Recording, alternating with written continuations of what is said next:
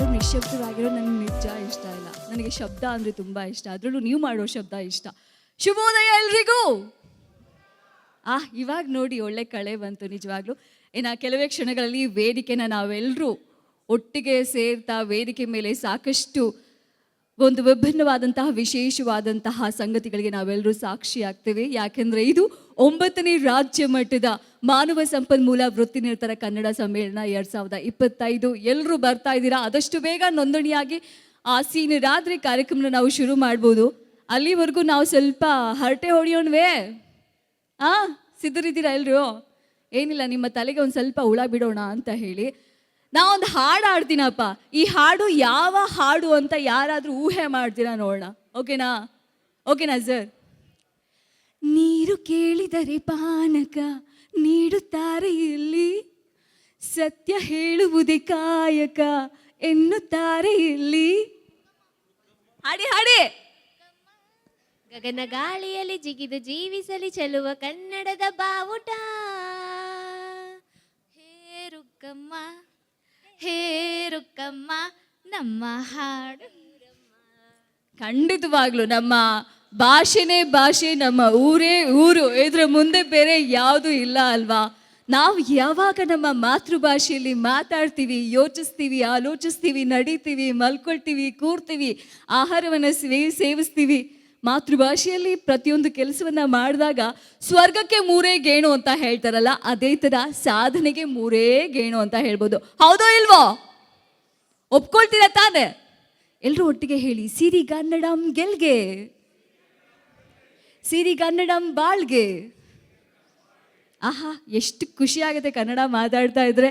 ಇದು 70ನೇ ನಮ್ಮ ನಾಡ ಹಬ್ಬ ಕರುನಾಡ ರಾಜ್ಯೋತ್ಸವದ ಶುಭಾಶಯಗಳನ್ನ ನಿಮಗೆ ತಿಳಿಸ್ತಾ, ಕನ್ನಡದಲ್ಲಿ ನಮ್ಮ ಮಾನವ ಸಂಪನ್ಮೂಲ ರಾಜ್ಯ ಮಟ್ಟದ ಸಮ್ಮೇಳನ ಆಗೋದು ಎಲ್ಲರಿಗೂ ಕೂಡ ಒಂದು ಪ್ರೀತಿಯ, ಒಂದು ಆತ್ಮೀಯವಾದಂತಹ ವಿಚಾರ ಅಂತ ಹೇಳ್ಬೋದು. ಸೊ ಈಗ ನಾನೊಂದಿಷ್ಟು ಪದಗಳನ್ನು ನಿಮಗೆ ತೋರಿಸ್ತೀನಿ. ಅದು ಹಂಗೋ ಹಿಂಗೋ ಹೆಂಗೆಂಗೋ ಆಗಿಬಿಟ್ಟಿದೆ. ಏನೇಳಿ ಹಂಗೋ ಹಿಂಗೋ ಹೆಂಗೆಂಗೋ ಆಗಿಬಿಟ್ಟಿದೆ. ಅದನ್ನು ನೀವು ಕೂಡಿಸಿ ಸೇರಿಸಿ ಒಂದು ಪದವನ್ನು ಮಾಡಬೇಕು. ಮಾಡ್ತೀರಾ? ಕಾಣಿಸುತ್ತೆ ಅಂತ ಅಂದ್ಕೊಳ್ತೀನಿ. ನೋಡೋಣ ಯಾರು ಹೇಳ್ತೀರಾ ಇದನ್ನ ಅಂತ.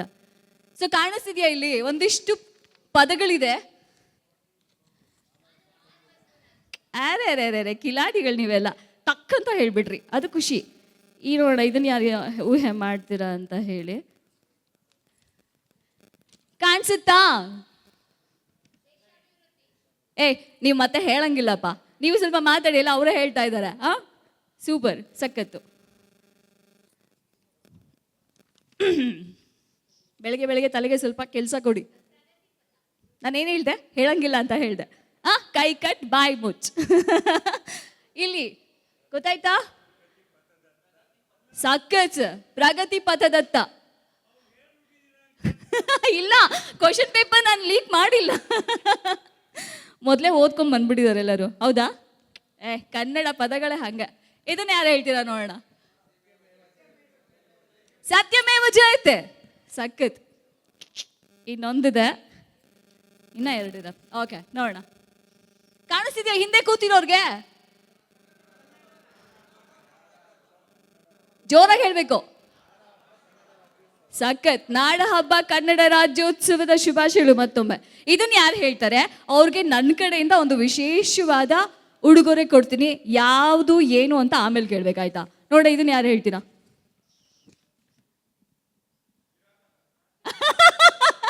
ಹೌದು, ಅವ್ರೊಂಥರ ಕಿರಾತಕನೇ.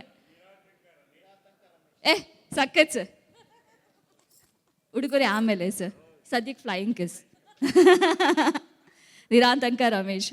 ಓಕೆ, ಸೊ ನಾವೆಲ್ಲರೂ ಖುಷಿಯಿಂದ ಬಾಜುನರಾಗಿದ್ದೀವಿ, ಇಲ್ಲಿ ಸೇರಿದ್ದೀವಿ ಅಂತ ಹೇಳಿದ್ರೆ ಅವರು ಕಾರಣೀಭೂತರಾಗಿದ್ದಾರೆ. ನಿರಾತಂಕ ಒಂದು ಸಂಸ್ಥೆಯನ್ನು ನಿರ್ಮಿಸಿ ಇವತ್ತು ನಮ್ಮೆಲ್ಲರನ್ನ ಒಟ್ಟಿಗೆ ಸೇರಿಸಿ ಮಾನವ ಸಂಪನ್ಮೂಲ ಒಂದು ಕಾರ್ಯಕ್ರಮನ ಅವರು ನೆರವೇರಿಸ್ಕೊಂಡು ಬರ್ತಾ ಇದ್ದಾರೆ 9 ವರ್ಷಗಳಿಂದ ಅಂತ ಹೇಳಿದ್ರೆ ಸುಮ್ಮನೆ ಮಾತಲ್ಲ ಅಲ್ವಾ? ಸೊ ಕಾರ್ಯಕ್ರಮನ ಶುರು ಮಾಡುವಂತಹ ಸಮಯ. ಸೊ ಈಗ ಕಾರ್ಯಕ್ರಮ ಶುರು ಮಾಡಬೇಕು ಅಂತ ಹೇಳಿದ್ರೆ, ಕಾರ್ಯಕ್ರಮಕ್ಕೆ ನಿಮ್ಮೆಲ್ಲರಿಗೂ ಕೂಡ ನನ್ನ ಕಡೆಯಿಂದ ಆತ್ಮೀಯವಾದ ಸ್ವಾಗತ. ಒಂದ್ಸಲ ಜೋರಾದ ಚಪಾಳೆ ಬರಲಿ. ನೋಡೋಣ ಇವತ್ತಿನ ಒಂದು ವೇದಿಕೆಯಲ್ಲಿ ನಾವು ಯಾವ ರೀತಿಯ ವಿಚಾರಧಾರೆಗಳನ್ನ ಮೆಲ್ಕು ಹಾಕ್ತೀವಿ, ವಿಶ್ಲೇಷಣೆ ಮಾಡ್ತೀವಿ, ಚರ್ಚೆ ಮಾಡ್ತೀವಿ, ವಿಮರ್ಶೆ ಮಾಡ್ತೀವಿ. ಇದೆಲ್ಲ ಮಾಡೋದ್ರ ಮೂಲಕ ಜೀವನದಲ್ಲಿ ಏನಾದರೂ ಒಂದು ಸಾಧನೆ ಮಾಡೋದಕ್ಕೆ, ಉತ್ತಮವಾದಂತಹ ಪ್ರಯತ್ನ ಮಾಡೋದಕ್ಕೆ ನಮಗೆ ಯಾವ ರೀತಿ ಶಕ್ತಿ ಬಲ ಸಿಗುತ್ತೆ ಅಂತ. ಯಾಕೆಂದರೆ ಈ ವೇದಿಕೆ ಇದೆಯಲ್ಲ, ಅತ್ಯದ್ಭುತವಾದ ವೇದಿಕೆ. ಸಾಕಷ್ಟು ಚರ್ಚೆಗಳಾಗಿದೆ 9 ವರ್ಷಗಳಿಂದ, ಸಾಕಷ್ಟು ಅನುಕೂಲತೆಗಳಾಗಿದೆ. ಯಾವಾಗ ನಾವು ಒಂದು ಸಂಸ್ಥೆಯ ಅಭಿವೃದ್ಧಿಯನ್ನು ಕಾಣ್ತೀವಿ, ಆಗ ದೇಶದ ಅಭಿವೃದ್ಧಿ ಖಂಡಿತ ಸರಾಗವಾಗಿ ಸಾಗತ್ತೆ. ಅದಕ್ಕೆ ಕಾರಣೀಭೂತರು ಇಲ್ಲಿ ನಡೆದಿರುವಂಥ ಎಲ್ಲ ಮಾನವ ಸಂಪನ್ಮೂಲ ವೃತ್ತಿ ನಿರತರು. ನಿಮಗೋಸ್ಕರ ಜೋರಾದ ಚಪ್ಪಾಳೆ ನನ್ನ ಕಡೆಯಿಂದ, ನಿಮ್ಮ ಕಡೆಯಿಂದನು ಸ್ವಾಗತ ಕೋರ್ಬೇಕಲ್ವಾ?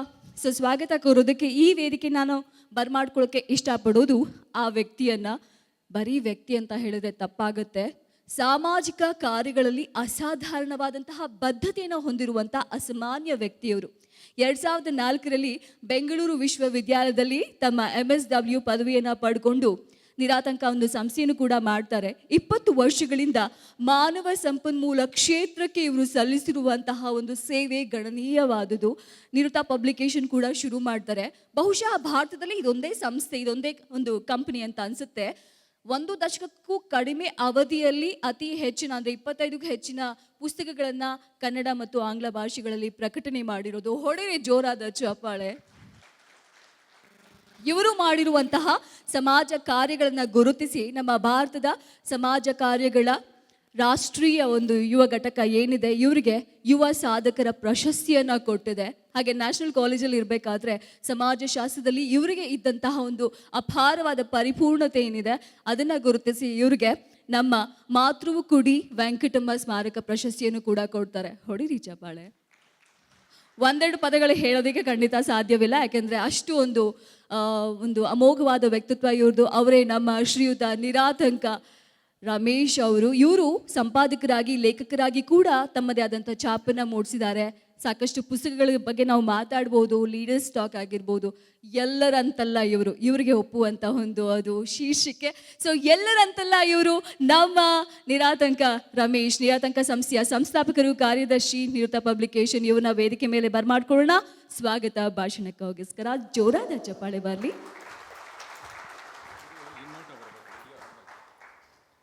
ಸೊ ಸ್ವಾಗತ ಭಾಷಣ ಆಗತ್ತೆ, ಬರ್ತಾರೆ ನಮ್ಮ ರಮೇಶ್ ಅವರು. ಇಷ್ಟು ವರ್ಷ ನಾವು ಸತತವಾದ ಜರ್ನಿ ಮಾಡಿದ್ದೀವಿ, 9 ವರ್ಷಗಳ ಜರ್ನಿ. ಯಾವ ಥರ ಇರಬೇಕು, ಯಾವ ಥರ ಮುಂದೆ ಇರಬೇಕು ಅನ್ನುವಂಥ ಒಂದು ಪಥವನ್ನು ಕೂಡ ನಮಗೆ ತೋರಿಸ್ಕೊಡುತ್ತೆ. ಈ ಒಂದು ಪ್ರಯಾಣದ ಮೆಲಕನ್ನು ನಾವು ನೋಡ್ಕೊಂಬರೋಣ. ತುಣುಕನ್ನ ನೋಡೋಕೆ ರೆಡಿನಾ? ಸಿದ್ಧರಿದ್ದೀರಾ? ಹಾಗಿದ್ರೆ ಬನ್ನಿ, ನಮ್ಮ ಒಂದು 9ನೇ ರಾಜ್ಯ ಮಟ್ಟದ ಮಾನವ ಸಂಪನ್ಮೂಲ ವೃತ್ತಿ ನಿರತ ಕನ್ನಡ ಸಮ್ಮೇಳನದಲ್ಲಿ ಈ ಇಷ್ಟು ವರ್ಷಗಳ ಒಂದು ಪ್ರಯಾಣ ಯಾವ ಥರ ಇತ್ತು ನೋಡ್ಕೊಂಬರೋಣ.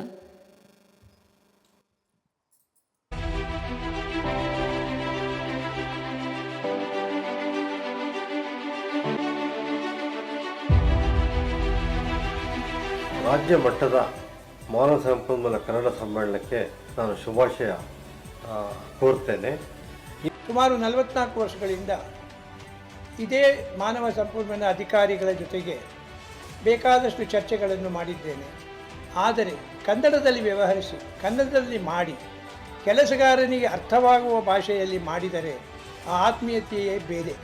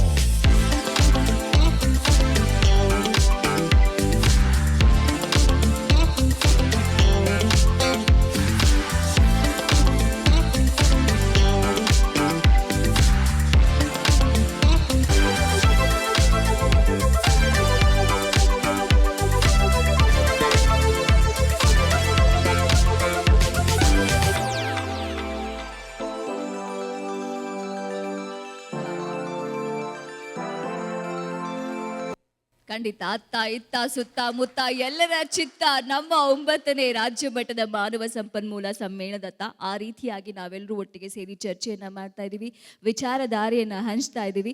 ಈ ಶುಭ ಸಂದರ್ಭದಲ್ಲಿ ನಿಮ್ಮೆಲ್ಲರಿಗೆ ಸ್ವಾಗತವನ್ನು ಕೋರೋದಕ್ಕೆ ನಮ್ಮ ರಮೇಶ್ ಸರ್ ವೇದಿಕೆನ ಅಲಂಕರಿಸಬೇಕು ಅಂತ ಕೇಳ್ಕೊಳ್ತಾ ಇದ್ದೀನಿ. ನಿರಾತಂಕ ಟ್ರಸ್ಟ್ನ ಸಂಸ್ಥಾಪಕರು, ಕಾರ್ಯದರ್ಶಿ, ನಿರುತಾ ಪಬ್ಲಿಕೇಶನ್ ಶ್ರೀಯುತ MH ರಮೇಶ್ ಅವರು ವೇದಿಕೆನ ಅಲಂಕರಿಸಬೇಕು. ಬರಲಿ ಚಪ್ಪಾಳೆ. ಸ್ನೇಹಿತರೆ, ಎಲ್ಲ ಕನ್ನಡದ ಕುಲ ಬಾಂಧವರಿಗೆ ಬೆಳಗಿನ ಶುಭೋದಯ. ಈ ದಿವಸ ಅತ್ಯಂತ ಮಹತ್ವಪೂರ್ಣವಾದಂಥ ದಿವಸ ಅಂತ ನಾನು ಭಾವಿಸ್ತೇನೆ. 8ನೇ ವರ್ಷದಿಂದ 9ನೇ ವರ್ಷಕ್ಕೆ ಈ ಒಂದು ಕನ್ನಡ ಸಮ್ಮೇಳನವನ್ನು ನಾವು ಆಯೋಜಿಸ್ತಾ ಇದ್ದೇವೆ. ಈ ಒಂದು ಸಂದರ್ಭದಲ್ಲಿ 8 ವರ್ಷಗಳಿಂದ ಸತತವಾಗಿ ನಮಗೆ ಬೆನ್ನೆಲುಬಾಗಿ ನಿಂತು 8 ವರ್ಷಗಳೂ ಸಹ ನಮ್ಮೊಂದಿಗೆ ಇರತಕ್ಕಂತಹ ಶ್ರೀಯುತ SN ಮೂರ್ತಿ ಸರ್ ಅವ್ರನ್ನ ವೇದಿಕೆಗೆ ನಾನು ಆಹ್ವಾನಿಸ್ತಾ ಇದ್ದೇನೆ. ಹಿರಿಯ ವಕೀಲರು, ಕರ್ನಾಟಕ ಉಚ್ಚ ನ್ಯಾಯಾಲಯ.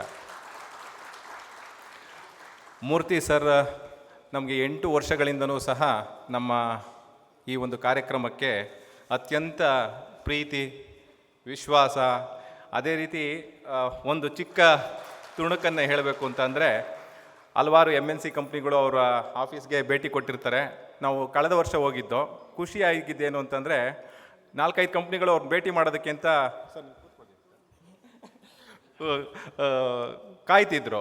ನಾವು ನೋಡಿದ ತಕ್ಷಣ ಮೂರ್ತಿ ಸರು, ಇವ್ರು ನಮ್ಮ ಕನ್ನಡದ ಹುಡುಗರು, ಅವ್ರನ್ನ ಫಸ್ಟ್ ಒಂದು 5 ನಿಮಿಷ ಕಳಿಸ್ಬಿಡ್ತೀನಿ, ನಿಮ್ಮದೆಲ್ಲ ತುಂಬ ಜಾಸ್ತಿ ಹೊತ್ತು ಮಾತಾಡಬೇಕು ಅಂತೇಳಿ ಕಳಿಸ್ಕೊಂಡು ನಮ್ಮನ್ನು ಕರೆಸ್ಬಿಟ್ಟು ನಮ್ಮ ಕಾರ್ಯಕ್ರಮಕ್ಕೆ ಪ್ರೋತ್ಸಾಹ ಕೊಟ್ಟು ಕಳಿಸಿದ್ರು. ಈ ಸಲ ಏನಾಯಿತು ಅಂತಂದರೆ, ನಮ್ಮನ್ನು ಕರೆದು ಅವ್ರ ಆಫೀಸಲ್ಲಿ ಒಳಗಡೆ ಗೋಪಿನಾಥ್ ಸರ್ ಚೇಂಬರ್ಲಿ ಕುಂಡ್ರಿಸ್ಬಿಟ್ರು. ನಾನು ಮತ್ತು ಪ್ರಕಾಶ್ ಅವರು ಈ ಸಲ ಕರೆದು ಒಳಗಡೆ ಕುಂಡ್ರಿಸಿದ್ರು. ಇನ್ನು 4-5 ಜನ ಇದ್ದಾರೆ, ಅವ್ರು ಹೋಗೋ ತನಕ ನಮ್ಮನ್ನ ಬಿಡಲ್ಲ ಇವರು, 2 ಅವರ್ ಗ್ಯಾರಂಟಿ ಅಂತ ಅಂದ್ಕೊಂಡು. ಅವ್ರು ಮೂರ್ತಿ ಸರ್ ಕಾಫಿ ಕೊಡ್ಕೊಂಡು ಬಂದರು.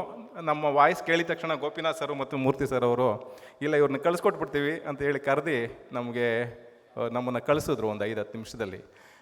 ಈ ರೀತಿಯಾದಂತಹ ಕನ್ನಡದ ಮೇಲಿನ ಪ್ರೀತಿಯನ್ನು ಅವರು ಪ್ರತಿ ಸಲ 8 ವರ್ಷಗಳಿಂದ ತೋರಿಸ್ತಾ ಇದ್ದಾರೆ.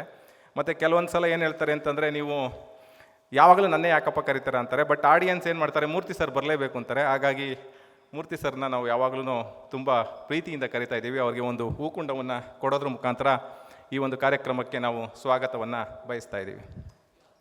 ಮೊಯಿನುದ್ದೀನ್ ಅವರು ದಯಮಾಡಿ ವೇದಿಕೆಗೆ ಬರಬೇಕು. ಮೊಯಿನುದ್ದೀನ್ ಅವರು ಹೂಕುಂಡ ಕೊಡೋದ್ರ ಮುಖಾಂತರ ಸ್ವಾಗತ.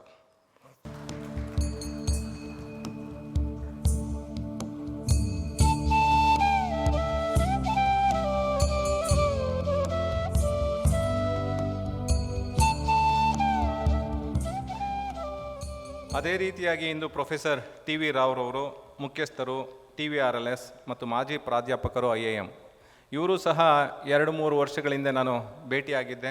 ಅವರ ಪುಸ್ತಕಗಳನ್ನ ನಾನು ತುಂಬ ಮೆಚ್ಚಿಕೊಂಡು ನಮ್ಮ ಪ್ರಕಾಶನದ ವತಿಯಿಂದ ನಮ್ಮ ವೆಬ್ಸೈಟ್ನಲ್ಲಿ ಹಾಕ್ತೀವಿ ಅಂತ ಕಾಂಟ್ಯಾಕ್ಟ್ ಮಾಡಿ ಕೇಳ್ಕೊಂಡಂದಾಗ ಅತ್ಯಂತ ಪ್ರೀತಿಯಿಂದ ಒಪ್ಕೊಂಡ್ರು. ಹಾಗಾಗಿ ಸರ್ ಕೂತ್ಕೊಳ್ಳಿ ಸರ್.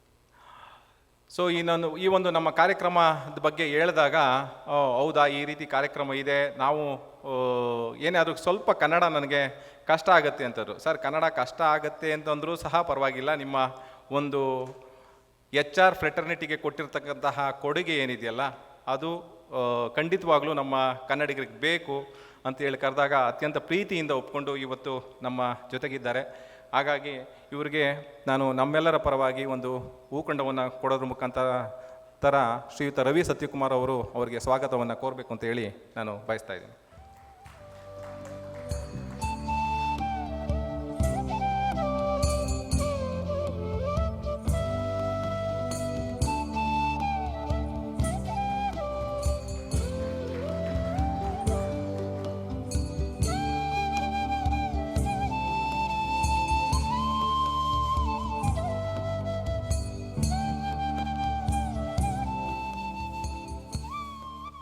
ಮತ್ತು ನಮ್ಮ ಈ ಇಂದಿನ ಈ ಒಂದು ಸಮ್ಮೇಳನಕ್ಕೆ ಡಾಕ್ಟರ್ ಇಸ್ರೇಲ್ ಇಂಬ್ರಾಜ್ ರವರು ಆಗಮಿಸಿದ್ದಾರೆ. ಇಸ್ರೇಲ್ ಇಂಬ್ರಾಜ್ ರವರು HR ತಮಿಳ್ ಕಾನ್ಫರೆನ್ಸ್ನ ಸಂಸ್ಥಾಪಕ ಸದಸ್ಯರಲ್ಲಿ ಒಬ್ಬರು.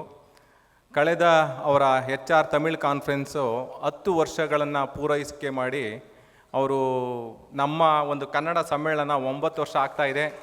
ನೀವು ಸಹ ಈ ಒಂದು ಕಾರ್ಯಕ್ರಮಕ್ಕೆ ಬರಬೇಕು ಅಂತ ಹೇಳಿ ಕನ್ನಡ ಸಮ್ಮೇಳನದ ತಂಡವನ್ನು ಅಲ್ಲಿ ಕರೆಸ್ಕೊಂಡಿದ್ರು. ಆ ಕರೆಸ್ಕೊಂಡು ನಮ್ಮ ಕನ್ನಡ ಸಮ್ಮೇಳನದ ಬಗ್ಗೆ ಅತ್ಯಂತ ಮೆಚ್ಚುಗೆಯ ಮಾತುಗಳನ್ನು ಆಡೋದ್ರ ಮುಖಾಂತರ ಕನ್ನಡ ಸಮ್ಮೇಳನದ ಮೆರುಗನ್ನು ಹೆಚ್ಚಿಸಿದ್ದಾರೆ. ಅವರನ್ನು ಇವತ್ತು ತಮಿಳ್ ಕಾನ್ಫರೆನ್ಸ್ ಏನು ಆಗ್ತಾ ಇದೆ ಅದ್ರ ಬಗ್ಗೆ ಒಂದೆರಡು ಮಾತಾಡಿ ಅಂತ ನಾವು ಕರೆದೋ. ಹಾಗಾಗಿ ಅವರು ಇಲ್ಲಿಗೆ ಬಂದಿದ್ದಾರೆ. ಅವ್ರಿಗೆ ಶ್ರೀಯುತ ಜಯರಾಮ್ರವರು ಹೂಕೊಂಡ ಕೊಡೋದ್ರ ಮುಖಾಂತರ ಸ್ವಾಗತ ವಹಿಸಬೇಕು ಅಂತ ಕೇಳ್ತಾ ಇದ್ದೀನಿ.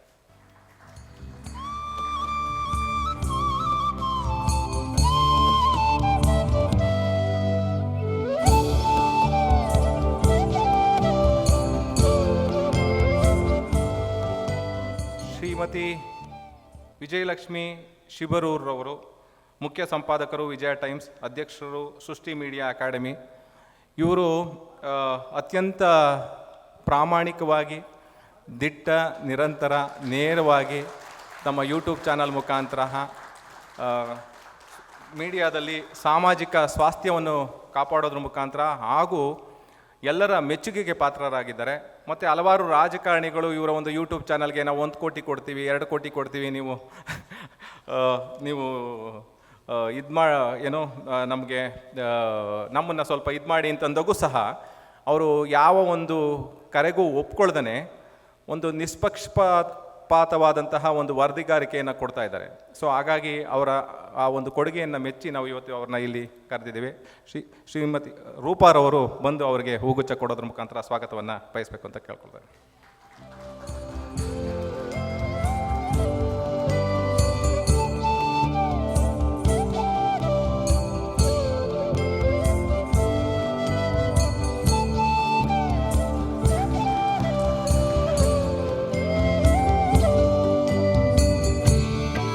ಹಾಗೆಯೇ ಈ ಒಂದು ನಮ್ಮ ಸಮ್ಮೇಳನ ಆರಂಭದ ದಿನಗಳಲ್ಲಿ ನಾವು ಯಾವುದಾದ್ರೂ ಒಂದು ಚಿಕ್ಕದಾಗಿ ಆಯೋಜನೆ ಮಾಡೋಣ ಅಂತೇಳಿ ಒಂದು ಪೂರ್ವಭಾವಿ ಸಭೆ ಕರೆದಿದ್ದು. ಆ ಪೂರ್ವಭಾವಿ ಸಭೆಯಲ್ಲಿ ಅತ್ಯಂತ ದೊಡ್ಡ ಮಟ್ಟದಾಗ ಆಯೋಜನೆ ಮಾಡಿ ಅಂತೇಳಿ ನಮಗೆ ಬೆನ್ನೆಲುಬಾಗಿ ನಿಂತಂತಕ್ಕಂಥವರು ಶ್ರೀಯುತ DR ನಾಗರಾಜ್ ಸರ್ ಅವರು. ನಮ್ಮ ಕಳೆದ 8 ಸಮ್ಮೇಳನಗಳಲ್ಲೂ ಸಹ ಅತ್ಯಂತ ಕಾಳಜಿ ವಹಿಸಿ ನಮಗೆ ಮಾರ್ಗದರ್ಶನ ಮಾಡ್ತಾ ಮತ್ತು ಹಲವಾರು ಕಾರ್ಯಕ್ರಮಗಳನ್ನು ಅವರು ರೂಪಿಸೋದಕ್ಕೆ ಸಹಕಾರ ನೀಡಿದ್ದಾರೆ. ಇವರು ಪಾತ್ರ ಅತ್ಯಂತ ಪ್ರಮುಖವಾದದ್ದು. ಹಾಗೆಯೇ ಇತ್ತೀಚೆಗೆ ಅವರಿಗೆ NIPM ರತ್ನ ಅಂತ ಹೇಳಿ ಒಂದು ನ್ಯಾಷನಲ್ NIPM ಫೋರಮಿಂದ ಪ್ರಶಸ್ತಿಯನ್ನು ಪ್ರದಾನ ಮಾಡಿದ್ದಾರೆ. ಇವರು ನಮ್ಮೊಂದಿಗಿರೋದು ಅತ್ಯಂತ ಸಂತೋಷದ ವಿಚಾರ. ಗಿರೀಶ್ ಗೌಡರವರು ಬಂದು ಶ್ರೀಯುತ ನಾಗರಾಜ್ ಸರ್ ಅವರಿಗೆ ಹೂಕುಂಡ ಕೊಡೋದ್ರ ಮುಖಾಂತರ ಒಂದು ಸ್ವಾಗತವನ್ನು ಬಯಸಬೇಕು ಅಂತ ಕೇಳ್ಕೊಳ್ತಾ ಇದ್ದೀನಿ.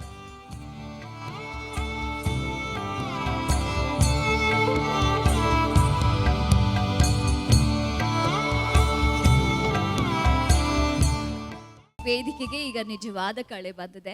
ನಮ್ಮೆಲ್ಲ ಗಣ್ಯ ಅತಿಥಿಗಳನ್ನು ನಾವು ತುಂಬಿಕೊಂಡು ಆಗಿದೆ. ಇನ್ನು ಕಾರ್ಯಕ್ರಮ ಉದ್ಘಾಟನೆ ಮಾಡೋದೊಂದೇ ಬಾಕಿ. ಎಲ್ಲರೂ ಒಟ್ಟಿಗೆ ಸೇರಿ ದೀಪ ಬೆಳಗೋದ್ರ ಮೂಲಕ, ಉದ್ಘಾಟನೆ ಮಾಡೋದ್ರ ಮೂಲಕ ಕಾರ್ಯಕ್ರಮಕ್ಕೆ ಒಂದು ಅಧಿಕೃತ ಚಾಲನೆಯನ್ನು ಕೊಡಬೇಕು ಅಂತ ಕೇಳ್ಕೊಳ್ತೀನಿ. ದಯವಿಟ್ಟು ಎಲ್ಲ ಗಣ್ಯ ಅತಿಥಿಗಳು ಒಟ್ಟಿಗೆ ಸೇರಿ ದೀಪವನ್ನು ಬೆಳಗಬೇಕು. ನಮ್ಮ ಕನ್ನಡದ ದೀಪ, ಹಚ್ಚೇವು ಕನ್ನಡದ ದೀಪ. ಎಲ್ಲರೂ ಒಟ್ಟಿಗೆ ಸೇರಿ ದೀಪವನ್ನು ಬೆಳಗೋದಕ್ಕೆ ಸಹಕರಿಸೋಣ.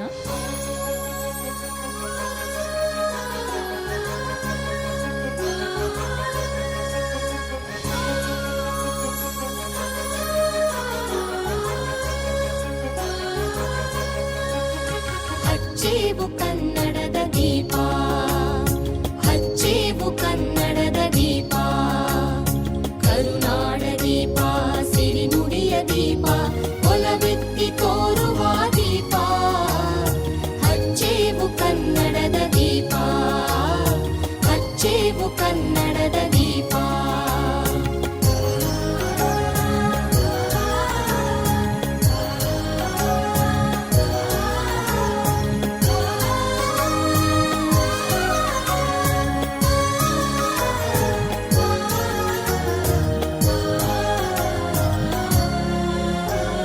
ಬಹುದಿನಗಳಿಂದ ಮೈಮರೆವಿಯಿಂದ ಕೂಡಿರುವ ಕೊಳೆಯ ಕೊಚ್ಚೇವು.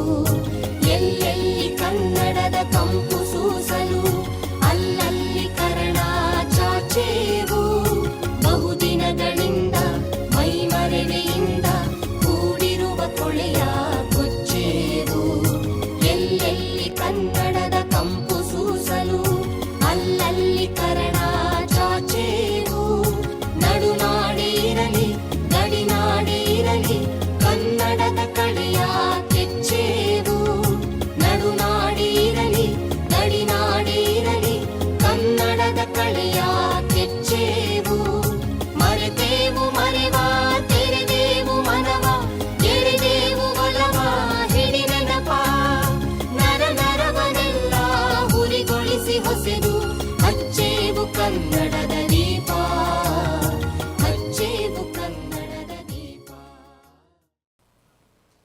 ಸ್ನೇಹಿತರೆ, 8 ವರ್ಷಗಳ ಮೈಲಿಗಲ್ಲುಗಳನ್ನು ದಾಟಿ 9ನೇ ವರ್ಷಕ್ಕೆ ರಾಜ್ಯ ಮಟ್ಟದ ಮಾನವ ಸಂಪನ್ಮೂಲ ಸಮ್ಮೇಳನಕ್ಕೆ ಆಗಮಿಸಿದ ತಮ್ಮೆಲ್ಲರಿಗೂ ಹೃದಯಪೂರ್ವಕ ಸ್ವಾಗತ ಮತ್ತು ಸುಸ್ವಾಗತವನ್ನು ನಾನು ಬಯಸ್ತಾ ಇದ್ದೇನೆ. ನಾನು ಅಂದ್ಕೊಂಡ ಹಾಗೆ ಇಲ್ಲಿ ಸೇರಲು ನಮ್ಮೆಲ್ಲರ ಪ್ರೀತಿ, ಕನ್ನಡ ಭಾಷೆ, ಸಾಹಿತ್ಯಕ್ಕಿರ್ತಕ್ಕಂಥ ಶಕ್ತಿ ಮಾತ್ರ ಕಾರಣ. ಅದರಿಂದಾಗಿ ಈ ಒಂದು ಕಾರ್ಯಕ್ರಮ ಇಷ್ಟೊಂದು ಅಚ್ಚುಕಟ್ಟಾಗಿ ನೆರವೇರ್ತಾ ಬಂದಿದೆ. ಕನ್ನಡನೇ ಅಲ್ದಿದ್ದರೆ ಈ ಒಂದು ಕಾರ್ಯಕ್ರಮ ಮಾಡೋದು ತುಂಬ ಕಷ್ಟದ ವಿಚಾರ, ಮತ್ತು 8 ವರ್ಷಗಳಿಂದ ಸತತವಾಗಿ ಆಯೋಜಿಸ್ಕೊಂಡು ಬರೋದು ತುಂಬ ಕಷ್ಟದ ವಿಚಾರ ಅಂತ ಹೇಳಿ ನನ್ನ ವೈಯಕ್ತಿಕ ಅಭಿಪ್ರಾಯ. ಯಾಕೆಂದರೆ ಕನ್ನಡ ಸಾಹಿತ್ಯ ಮತ್ತು ಮಾನವ ಸಂಪನ್ಮೂಲ, ಕಾರ್ಮಿಕ ಕಾನೂನು ಮತ್ತು ಕಾರ್ಮಿಕರನ್ನು ಒಳಗೊಂಡು, ಸಮಾಜ ಕಾರ್ಯಕ್ಷೇತ್ರವನ್ನು ಒಳಗೊಂಡು ನಾವು ಈ ಒಂದು ಕಾರ್ಯಕ್ರಮವನ್ನು ರೂಪಿಸಿದ್ದೇವೆ. ನಾನು ಹಣದ ವಿಚಾರದಲ್ಲಿ ಅಷ್ಟೊಂದು ಹೇಳಬೇಕು ಅಂತ ಹೇಳಿ ಭಾವಿಸಿರಲಿಲ್ಲ. ಬಟ್ ಹೀಗೆ ನಾವು ಸ್ನೇಹಿತರೆಲ್ಲ ಮಾತಾಡ್ಕೊಳ್ತಿದ್ದೆವು. ಪ್ರಥಮ ವರ್ಷದ ಒಂದು ಸಮ್ಮೇಳನವನ್ನು ಆಯೋಜಿಸಬೇಕಾದಂಥ ದಿನಗಳಲ್ಲಿ ನಾವೆಲ್ಲರೂ ಮಾತಾಡಿಕೊಂಡು, ಅಮ್ಮಮ್ಮ ಅಂತಂದರೆ 1 ಲಕ್ಷ 2 ಲಕ್ಷದೊಳಗಡೆ ಈ ಕಾರ್ಯಕ್ರಮ ನಮ್ಮ ಇದು ವೆಂಕಟಗಿರಿ ಗೌಡ ಹಾಲ್ ಬೆಂಗಳೂರು ಯೂನಿವರ್ಸಿಟಿ ಒಳಗಡೆ ಒಂದು ಚಿತ್ರಾನ್ನ ಪುಳಿಯೋಗರೆ ಕೊಟ್ಟು ಈ ಕಾರ್ಯಕ್ರಮವನ್ನು ಆಯೋಜನೆ ಮಾಡಬೇಕು ಅಂತ ಹೇಳಿ ನಾವು ಭಾವಿಸಿದ್ದು. ಆದರೆ ತದನಂತರ ಪೂರ್ವಭಾವಿ ಸಭೆ ಆದ ನಂತರದಲ್ಲಿ ಈ ಕಾರ್ಯಕ್ರಮಕ್ಕೆ ರೂಪುರೇಷೆಗಳು ಮತ್ತು ಸಿಕ್ಕಂಥ ಸಹಕಾರ, ಕನ್ನಡದ ಮೇಲಿರ್ತಕ್ಕಂಥ ಅಭಿಮಾನ ಮತ್ತು ಮೂರ್ತಿ ಸರ್ ಮತ್ತು BCP ಸರ್ ಅವರು ತೋರಿದಂಥ ಪ್ರೀತಿ, ಇದೆಲ್ಲವನ್ನು ನೋಡಿ ನಾವು ಹೋಟೆಲ್ ಕ್ಯಾಪಿಟಲಲ್ಲಿ ಮಾಡೋಣ ಅಂತ ಹೇಳಿ ಭಾವಿಸ್ತು. ತದನಂತರ ನಿಮ್ಮ ಮಾಹಿತಿಗಾಗಿ ಹೇಳೋದು ಅಂತಂದರೆ, ಸುಮಾರು ಪ್ರತಿ ವರ್ಷ 10 ರಿಂದ 12 ಲಕ್ಷ ವೆಚ್ಚ ಮಾಡಿದ್ದೀವಿ. ಇವಾಗ 8 ವರ್ಷ ಅಂತಂದರೆ ಸುಮಾರು 1 ಕೋಟಿಗೂ ಹೆಚ್ಚು ಹಣವನ್ನು ಈ ಒಂದು ಕಾರ್ಯಕ್ರಮದ ಒಂದು ವೆಚ್ಚಕ್ಕೆ ನಾವು ಭರಿಸಿದ್ದೇವೆ. ಈ ಒಂದು ನಿಟ್ಟಿನಲ್ಲಿ ಹಲವಾರು ಪುಸ್ತಕಗಳು ಹೊರಬಂದಿದೆ, ಸಾಹಿತ್ಯ ರೂಪಿಸಿದ್ದೀವಿ. ಹಲವಾರು ನಾಡಿನ ಗಣ್ಯರು ಈ ಒಂದು ಕಾರ್ಯಕ್ರಮಕ್ಕೆ ಬಂದು ಹೋಗಿದ್ದಾರೆ. ಮತ್ತು ಕನ್ನಡ ಸಮ್ಮೇಳನವನ್ನು ಆಯೋಜಿಸುತ್ತಿರುವುದು ನನಗನ್ಸೋದು ಕೇವಲ ಕನ್ನಡ ಅಂತ ಮಾತ್ರ ಅಲ್ಲ, ಕನ್ನಡಿಗರೆಲ್ಲ ಮಾನವ ಸಂಪನ್ಮೂಲ ಅಧಿಕಾರಿಗಳು ಇಂಗ್ಲೀಷ್ನಲ್ಲೂ ಅತ್ಯಂತ ಪ್ರೌಢಿಮೆ ಪಡೆದು MNC ಕಂಪನಿಗಳಲ್ಲಿ ಸ್ಪರ್ಧಾತ್ಮಕವಾಗಿ ಬೆಳೆದು ಎಲ್ಲ ಕನ್ನಡಿಗರಿಗೆ ಕೆಲಸಗಳನ್ನ ಕೊಡೋದ್ರ ಮುಖಾಂತರ ಒಂದು ಕುವೆಂಪು ಅವರವರ ಆಶಯದಂತೆ ವಿಶ್ವ ಮಾನವ ಸಂದೇಶವನ್ನು ಸಾರಲಿ ಅಂತಕ್ಕಂಥದ್ದು ಇದರ ಉದ್ದೇಶ. ಎಲ್ಲೋ ಒಂದು ಕಡೆ ಬರೀ ಕನ್ನಡ ಅಂತ ಹೇಳಿ ಅದರ ಜೊತೆಗೆ ಕನ್ನಡಿಗರೆಲ್ಲರ ಒಂದು ಶ್ರೇಯಸ್ಸನ್ನು ಬಯಸ್ತಕ್ಕಂತಹ ಒಂದು ಆಶಯವನ್ನು ನಾವು ಈ ಒಂದು ಕಾರ್ಯಕ್ರಮದ ಮುಖಾಂತರ ನಾವು ಒಳಗೊಳ್ತಾ ಇದ್ದೀವಿ. ಇದರ ಪ್ರಮುಖ ಉದ್ದೇಶಗಳು ನಾವು ರೂಪಿಸಿದಾಗ ನಾವು ಮಾಡ್ಕೊಂಡಿದ್ದು ಅಂತಂದರೆ, ಮಾನವ ಸಂಪನ್ಮೂಲ ವೃತ್ತಿನಿರತರ ಮೂಲಕ ಕನ್ನಡ ಬಳಕೆ ಮತ್ತು ಕಲಿಕೆಯನ್ನು ಪ್ರೋತ್ಸಾಹಿಸಬೇಕು ಅಂತ ಅಂದ್ಕೊಂಡಿದ್ದೋ, ಮಾನವ ಸಂಪನ್ಮೂಲ ಕ್ಷೇತ್ರಕ್ಕೆ ಸಂಬಂಧಪಟ್ಟ ಸಾಹಿತ್ಯವನ್ನು ಸೃಷ್ಟಿಸಬೇಕು ಅಂತ ಈ ಒಂದು ಕಾರ್ಯಕ್ರಮ ಆಯೋಜನೆ ಆಯಿತು. ಮತ್ತು ಯುವ ಮಾನವ ಸಂಪನ್ಮೂಲ ವೃತ್ತಿನಿರತರು ಮತ್ತು ಹಿರಿಯ ಮಾನವ ಸಂಪನ್ಮೂಲ ವೃತ್ತಿನಿರತರಿಗೆ ನಾವು ಗೌರವ ಸೂಚಿಸಿ ಅವ್ರನ್ನ ಸನ್ಮಾನಿಸಬೇಕು, ಆ ಕ್ಷೇತ್ರದಲ್ಲಿ ಮಾಡಿರ್ತಕ್ಕಂತಹ ಸಾಧಕರಿಗೆ ಅಂತ ಹೇಳಿ ಬಯಸಿದ್ದು. ಹಾಗೆ ಮಾನವ ಸಂಪನ್ಮೂಲ ನಿರ್ವಹಣೆ ಮತ್ತು ಮರುರೂಪಿಸುವಿಕೆಯ ಬಗ್ಗೆ ಒಂದು ನಾಲೆಡ್ಜನ್ನು ನಾವು ಸ್ಪ್ರೆಡ್ ಮಾಡಬೇಕು ಅಂತ ಹೇಳಿ ಬಯಸಿದ್ದು. ಹಾಗಾಗಿ ಈ ಒಂದು ಎಲ್ಲ ಆಶಯಗಳನ್ನು ಒತ್ತು ಈ ಕಾರ್ಯಕ್ರಮ ಸತತವಾಗಿ 8 ವರ್ಷಗಳಿಂದ ನಾವು ಏನು ಉದ್ದೇಶಗಳು ಅಂದ್ಕೊಂಡಿದ್ದೋ ಆ ಉದ್ದೇಶಗಳ ಆಶಯದ ಮೇರೆಗೆ ಈ ಕಾರ್ಯಕ್ರಮವನ್ನು ರೂಪಿಸ್ಕೊಳ್ತಾ ಬರ್ತಾ ಇದ್ದೀವಿ. ಮತ್ತು ಈ ಸಮ್ಮೇಳನದ ನಡೆದು ಬಂದ ದಾರಿ ನೋಡಬೇಕು ಅಂತಂದರೆ, ಈ ಒಂದು ಸಮ್ಮೇಳನದಲ್ಲಿ ನಾಡಿನ ಅತ್ಯಂತ ದಿಗ್ಗಜರಾದಂತಹ ಶ್ರೀ ಗುರುರಾಜ್ ಕರ್ಜಗಿರವರು, ಶ್ರೀ ಮಂಜುನಾಥ್ CN ರವರು, ಜ್ಞಾನಪೀಠ ಪ್ರಶಸ್ತಿ ಪುರಸ್ಕೃತರಾದಂತಹ ಚಂದ್ರಶೇಖರ್ ಕಂಬಾರ್ರವರು, ಮುಖ್ಯಮಂತ್ರಿ ಚಂದ್ರರವರು, ಮತ್ತು ನ್ಯಾಯಮೂರ್ತಿ ಸಂತೋಷ್ ಹೆಗ್ಡೆರವರು, ಶ್ರೀನಿವಾಸ್ ಸರ್ಕಾರ್ ಅವರು, ಪ್ರೊಫೆಸರ್ HS ವೆಂಕಟೇಶ್ ಮೂರ್ತಿರವರು, TS ನಾಗಾಭರಣರವರು, ಹಿರೇಮಗಳೂರು ಕಣ್ಣನ್ರವರು, ಡಾಕ್ಟರ್ ಸೋಮೇಶ್ವರರವರು, ಹೀಗೆ ನಾಡಿನ ಹಲವಾರು ಗಣ್ಯರು ಈ ಒಂದು ವೇದಿಕೆಗೆ ಬಂದು ಅವರ ಆಶಯವನ್ನು ವ್ಯಕ್ತಪಡಿಸಿ ಹೋಗಿದ್ದಾರೆ. ಸುಮಾರು 10ಕ್ಕೂ ಹೆಚ್ಚು ಕನ್ನಡ ಇಂಗ್ಲೀಷ್ ಪುಸ್ತಕಗಳನ್ನ ಮಾನವ ಸಂಪನ್ಮೂಲ ಅಧಿಕಾರಿಗಳು ಬರೆದಿದ್ದಾರೆ. ಅದನ್ನು ನಾವು ಈ ವೇದಿಕೆ ಮುಖಾಂತರ ಪ್ರಕಟ ಮಾಡಿದ್ದೀವಿ, ಹಾಗೆಯೇ ಇಲ್ಲಿ ಬಿಡುಗಡೆಗೊಳಿಸಿದ್ದೀವಿ. ಇಂದು ಸಹ 2 ಮಾನವ ಸಂಪನ್ಮೂಲ ಅಧಿಕಾರಿಗಳು ಬರೆದಿರ್ತಕ್ಕಂತಹ ಕೃತಿಗಳು ಮಧ್ಯಾಹ್ನ ಪುಸ್ತಕ ಬಿಡುಗಡೆ ಆಗಲಿವೆ. ಮತ್ತು ನಾವು ಇದುವರೆಗೂ ಮಾಡಿರ್ತಕ್ಕಂತಹ ಕೆಲಸಗಳನ್ನು ನಾವು ಯೂಟ್ಯೂಬ್ ಚಾನಲಲ್ಲಿ ದಾಖಲಿಸಿದ್ದೀವಿ. ಅದು ಪ್ರಮುಖ ಪತ್ರಿಕೆಗಳಲ್ಲಿ ಕಂಪನಿಗಳಲ್ಲಿ ಯಾವ ರೀತಿ ಕನ್ನಡ ಮತ್ತು ಈ ಒಂದು ಭಾಷೆ ಮೇಲಿನ ಅಭಿಮಾನವನ್ನು ಬೆಳೆಸ್ಕೊಬೇಕು ಅಂತೇಳಿ ಪ್ರಮುಖ ಪತ್ರಿಕೆಗಳಲ್ಲೇ ಅದು ದಾಖಲಾಗಿದೆ. ಮತ್ತು ಈ ಒಂದು 8 ವರ್ಷದ ಅಲ್ಲಿ ಆದಂತಹ ಪ್ರಮುಖ ಮೈಲಿಗಲ್ಲುಗಳು ಅಂತಂದರೆ, ಒಂದು ನಾವೇನಾದ್ರು ಈ ಕಾರ್ಯಕ್ರಮ ಮಾಡ್ತೀವಿ ಅಂತಂದರೆ ಸುಮಾರು ಒಂದು 10-15 ಲಕ್ಷ ಜನಕ್ಕೆ ಸೋಷಿಯಲ್ ಮೀಡಿಯಾದ ಮುಖಾಂತರ ಈ ಕಾರ್ಯಕ್ರಮ ಇದೆ ಅಂತೇಳಿ ನಾಡಿನ ಪ್ರಮುಖ ಪತ್ರಿಕೆಗಳಲ್ಲಿ, ಪ್ರಜಾವಾಣಿನಲ್ಲಿ, ಬೇರೆ ಬೇರೆ ಮಾಧ್ಯಮಗಳಲ್ಲಿ ಇದು ಸುದ್ದಿ ಆಗುತ್ತೆ. ಹಾಗೆ 60ಕ್ಕೂ ಹೆಚ್ಚು ಹಿರಿಯ ಮಾನವ ಸಂಪನ್ಮೂಲ ವೃತ್ತಿನಿರತರನ್ನು ಈ ವೇದಿಕೆ ಕರೆದು ಗುರುತಿಸಿದ್ದೀವಿ ಮತ್ತು ಗೌರವಿಸಿದ್ದೀವಿ. ಅವ್ರು ಯಾರು ಅಂತ ಹೇಳಿ ಪರಿಚಯ ಮಾಡಿಕೊಟ್ಟಿದ್ದೀವಿ. ಮತ್ತು 35ಕ್ಕೂ ಹೆಚ್ಚು ಕಂಪನಿಗಳಲ್ಲಿ ಆಗ್ತಕ್ಕಂತಹ CSR ಮತ್ತು ಬೇರೆ ಬೇರೆ ಪಾಶ್ ಈ ಒಂದು ಕ್ಷೇತ್ರಗಳನ್ನು ಗುರುತಿಸಿ ನಾವು ಗೌರವಿಸಿದ್ದೀವಿ. ಮತ್ತು 100ಕ್ಕೂ ಹೆಚ್ಚು ವಿವಿಧ ಕ್ಷೇತ್ರದ ಸಾಧಕ ಸಂಪನ್ಮೂಲ ವ್ಯಕ್ತಿಗಳನ್ನು ಕರೆಸಿ, HR ಫ್ರೆಟರ್ನಿಟಿಲಿರ್ತಕ್ಕಂಥ ಎಕ್ಸ್ಪರ್ಟ್ಸ್ಗಳನ್ನ ಕರೆಸಿ ಈ ವೇದಿಕೆ ಮುಖಾಂತರ ಅವರ ನಾಲೆಡ್ಜನ್ನು ಒಂದು ಮಾನವ ಸಂಪನ್ಮೂಲ ಕ್ಷೇತ್ರಕ್ಕೆ ಪಸರಿಸತಕ್ಕಂತಹ ಒಂದು ಕಾರ್ಯಕ್ರಮವನ್ನು ಮಾಡಿದ್ದೀವಿ. ಮತ್ತು 1000ಕ್ಕೂ ಹೆಚ್ಚು ವಿದ್ಯಾರ್ಥಿಗಳಿಗೆ ಈ ಒಂದು ವೇದಿಕೆ ಮುಖಾಂತರ ಈ ಒಂದು ಕಾರ್ಯಕ್ರಮಕ್ಕೆ ಅತಿ ಕಡಿಮೆ ದರದಲ್ಲಿ ಭಾಗವಹಿಸೋದಕ್ಕೆ ಮತ್ತು ಬೇರೆ ಬೇರೆ ಇದ್ರ ಮುಖಾಂತರ ನಾವು ಅವರಿಗೆ ಸಹಕಾರ ಮಾಡಿದ್ದೀವಿ. ಮತ್ತು ಈ ಒಂದು ಪ್ರಥಮ ಮತ್ತು ದ್ವಿತೀಯ ಸಮ್ಮೇಳನದಲ್ಲಿ HR ಹಾಗೂ ಮಾನವ ಸಂಪನ್ಮೂಲ ಕ್ಷೇತ್ರಕ್ಕೆ ಸಂಬಂಧಪಟ್ಟಂತಹ ಲೇಖನಗಳನ್ನು ಆಹ್ವಾನಿಸಿ ಅವನ್ನು ಪ್ರಕಟ ಮಾಡಿ ಇಂದಿಗೂ ಸಹ ಅವು ವೆಬ್ಸೈಟ್ನಲ್ಲಿ ದಾಖಲಾಗಿವೆ. ಹೀಗಾಗಿ ಈ ಒಂದು ಕಾರ್ಯಕ್ರಮದ ಮುಖಾಂತರ ಕೆಲವೊಂದು ಸಲ ನೀವು ಏನು ಸಾಧನೆ ಮಾಡೋದಕ್ಕೆ ಅಂತೇಳಿ ಈ ಕಾರ್ಯಕ್ರಮ ಮಾಡ್ತಾ ಇದ್ದೀರಾ, ಈ ಕಾರ್ಯಕ್ರಮದಿಂದ ಏನು ಉಪಯೋಗ, ಸೊ ಈ ರೀತಿಯಾದಂತಹ ಚಿಕ್ಕ ಪುಟ್ಟ ಕಟು ಟೀಕೆಗಳು ಬಂದಾಗ ನಾವು ಹೇಳೋದು, ನೋಡಿ ಇಷ್ಟೆಲ್ಲ ಮಾಡಿದ್ವಿ ಒಂದು ಚಿಕ್ಕ ಪ್ರಯತ್ನದಲ್ಲಿ ಅಂತ ಹೇಳ್ತಕ್ಕಂಥ ಒಂದು ಪ್ರಯತ್ನ ಮಾಡಿದ್ವಿ. ಮತ್ತು ಈ ಸಮ್ಮೇಳನ ರೂಪಿಸೋದಕ್ಕೆ ತುಂಬ ಸಹಕಾರಿಯಾಗಿದ್ದು ಅಂತಂದರೆ, ನಾನು ಹಾಗೆ ಯೋಚನೆ ಮಾಡ್ತಿದ್ದೆ ಏನಂತಂದರೆ, ಏನೇ ಒಂದು ಕಾರ್ಯ ಮಾಡಬೇಕು ಅಂತಂದಾಗ ಆಲೋಚನೆ ಬರಬಹುದು, ಆದರೆ ಒಂದು 2-3 ಜನ ಒಳ್ಳೆಯ ಸ್ನೇಹಿತರಿದ್ದರೆ ಮಾತ್ರ ಈ ರೀತಿ ಕಾರ್ಯಕ್ರಮಗಳು ಆಗೋದು, ಇಲ್ಲಾಂದ್ರೆ ಆಗೋದಕ್ಕೆ ಸಾಧ್ಯ ಇಲ್ಲ. ಯಾಕೆಂದರೆ 8 ವರ್ಷ ಮಾಡೋದಾದಮೇಲೆ ಈ ವರ್ಷದ ಕಾರ್ಯಕ್ರಮ ರೂಪಿಸ್ಬೇಕಾದಾಗ ನಮ್ಮ ಸ್ನೇಹಿತರು 4 ಜನ, ಶ್ರೀಯುತ ಶೇಖರ್ ಅವರು, ಪ್ರಕಾಶ್ ಅವರು, ರಾಮಯ್ಯರವ್ರನ್ನ ಕೇಳ್ದೋ, ಈ ವರ್ಷ ಯಾಕೋ ಸ್ವಲ್ಪ ನಾವು ಈ ಕಾರ್ಯಕ್ರಮನ ತಗ್ಗಿಸ್ಬಿಡೋಣ, ಯಾಕೆಂದರೆ 8 ವರ್ಷ ಮಾಡಿದ್ದೀವಿ, ಅದರಲ್ಲಿ ಇನ್ನೂ 4-5 ಜನ ಸ್ನೇಹಿತರುಗಳಿದ್ದರು, ಚಿಕ್ಕ ಪುಟ್ಟ ಅಭಿಪ್ರಾಯ, ಭೇದ, ಇನ್ನೊಂದು ಮನಸ್ತಾಪಗಳಿಂದ ಸ್ವಲ್ಪ ಇದಾಗಿದ್ದಾರೆ. ಅದರಲ್ಲಿ ಇನ್ನೊಬ್ಬ ಆತ್ಮೀಯ ಸ್ನೇಹಿತ ಇದ್ದ, ಅವನು ಪಂಚಾಕ್ಷರಯ್ಯ ಅಂತ, ಅವನು ತೀರೋದ ಲಾಸ್ಟ್ ಕನ್ನಡ 1-2 ವರ್ಷದ ಹಿಂದೆ. ಹಾಗಾಗಿ ಹೆಚ್ಚಿಗೆ ಪ್ರಯತ್ನ ಪಡೋದು ಬೇಡ, ಯಾಕೆಂದರೆ ಪ್ರತಿ ಸಲ ನಾವು ಈ ಒಂದು ಕಾನ್ಫರೆನ್ಸ್ಗೆ ಸಂಪನ್ಮೂಲ ಹೊಂದಿಸೋದಕ್ಕೆ ಕೇಳೋದು ಅಂತಂದರೆ ಸ್ವಲ್ಪ ಕಷ್ಟ ಆಗುತ್ತೆ ಅಂತೇಳಿ ಅಭಿಪ್ರಾಯ ಬಂದಂಥ ಸಂದರ್ಭದಲ್ಲಿ ಅದರಲ್ಲಿ ಈ 4 ಜನದಲ್ಲಿ 2 ಬೇಡ ತಗ್ಗಿಸ್ಬಿಡೋಣ ಅಂತಂದು, ಇನ್ನು ಒಬ್ಬರು ಇಬ್ಬರು ಇಲ್ಲ ಆಗಿದ್ದಾಗಲಿ ಮಾಡೋಣ, ಅಕಸ್ಮಾತ್ ಹೋದ್ರೂ ಪರವಾಗಿಲ್ಲ ನಾವು ಇದಂತ ಹೇಳಿ ಪ್ರಯತ್ನಪಟ್ಟು. ನಾನು ಯಾಕೆ ಈ ಮಾತನ್ನು ಹೇಳ್ತಾ ಇದ್ದೀನಿ ಅಂತಂದರೆ, ಆಲೋಚನೆ ಬರಬಹುದು, ನಮಗೆ ಬೇಕಾದಂತಹ ಈ ಗೆಳೆಯರು ಏನು ಈ 3-4 ಜನ ಅವತ್ತು ತೀರ್ಮಾನ ತೆಗೆದುಕೊಂಡಿರಲಿಲ್ಲ ಅಂತಂದಿದ್ರೆ ನಾವು ಈ ಕಾರ್ಯಕ್ರಮವನ್ನು ಇವತ್ತು 8 ವರ್ಷಗಳ ಕಾಲ ನಡೆಸ್ಕೊಂಬರೋದಕ್ಕೆ ಸಾಧ್ಯನೇ ಆಗ್ತಿರಲಿಲ್ಲ. ಅದರಲ್ಲಿ ಪ್ರಮುಖವಾಗಿ ಶೇಖರು, ಪ್ರಕಾಶು ಮತ್ತು ನಮ್ಮ ಜಯರಾಮ್ರವರ ಪಾತ್ರ ಅತ್ಯಂತ ಮಹತ್ವವಾದದ್ದು ಅಂತೇಳಿ ನಾನು ಭಾವಿಸ್ತೇನೆ.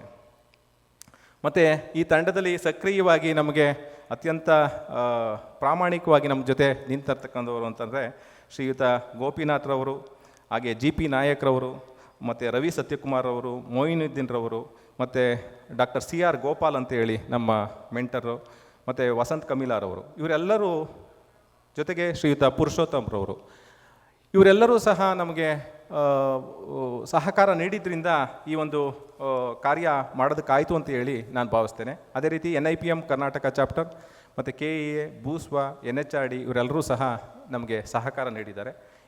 ಇವರೆಲ್ಲರೂ ಇರಲಿಲ್ಲ ಅಂದಿದ್ದರೆ ಈ ಕಾರ್ಯಕ್ರಮ ಮಾಡೋದಕ್ಕೆ ಆಗ್ತಿರಲಿಲ್ಲ ಅಂತೇಳಿ ನಾನಂತೂ ಭಾವಿಸ್ತೇನೆ.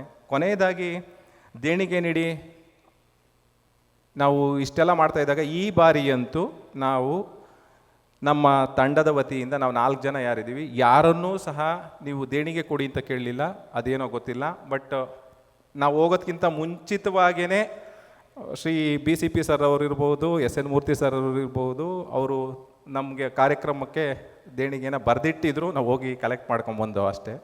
ಸೊ ಅದೇ ರೀತಿ ಈ ದೇಣಿಗೆ ಕೊಟ್ಟಂತಹ ಎಲ್ಲರಿಗೂ ನಮಗೆ ಅತ್ಯಂತ ಮಹತ್ವಪೂರ್ಣರು.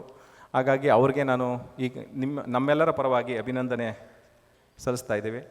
ಮತ್ತು ಕೊನೆಯದಾಗಿ ನಾನು ಜಾಸ್ತಿ ಸಮಯ ತಗೊಳ್ಳಲ್ಲ.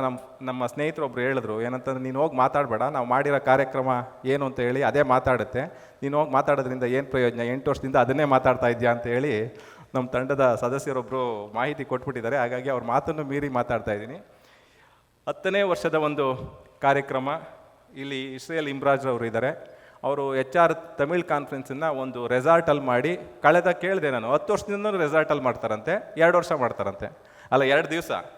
ಎಲ್ಲ HR ಪ್ರೊಫೆಷ್ನಲ್ಸು ಆ ರೆಸಾರ್ಟಲ್ಲಿ ಉಳ್ಕೊಂಡಿರ್ತಾರಂತೆ.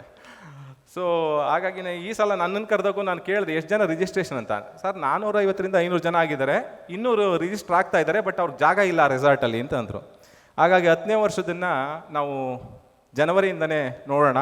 ನಾವು ಒಂದು ದಿವಸ ರೆಸಾರ್ಟಲ್ಲಿ ಪ್ಲ್ಯಾನ್ ಮಾಡಿ ಎಲ್ಲ HR ಪ್ರೊಫೆಷ್ನಲ್ಸ್ನೂ ಆ ಒಂದು ರೆಸಾರ್ಟಲ್ಲಿ ಉಳಿಸ್ತಕ್ಕಂಥದ್ದು. ಮತ್ತು ಯಾರ್ಯಾರು ಹಿರಿಯರಿದ್ದಾರಲ್ಲ, SN ಮೂರ್ತಿ ಸರು ಮತ್ತು DR ನಾಗರಾಜ್ ಅವರು, ಆ ಒಂದು ದಿವಸ ರಾತ್ರಿ 2 ದಿವಸ ಅಲ್ಲ ಅಂದರು, 1 ದಿವಸ ರಾತ್ರಿನಾದ್ರೂ ಉಳಿಸ್ಕೊಳ್ಳೋಣ ಅಂತೇಳಿ ಪ್ಲ್ಯಾನ್ ಮಾಡ್ತಾಯಿದ್ದೀವಿ. ಹಾಗಾಗಿ ನಿಮ್ಮೆಲ್ಲರ ಒಂದು ಆಶಯ, ಸಹಕಾರ, ಬೆಂಬಲ ಹೀಗೆ ಇರಲಿ ಅಂತ ಹೇಳಿ ನನ್ನ ಚಿಕ್ಕದಾದ ಮಾತನ್ನು ಮುಗಿಸ್ತಾ ಇದ್ದೀನಿ.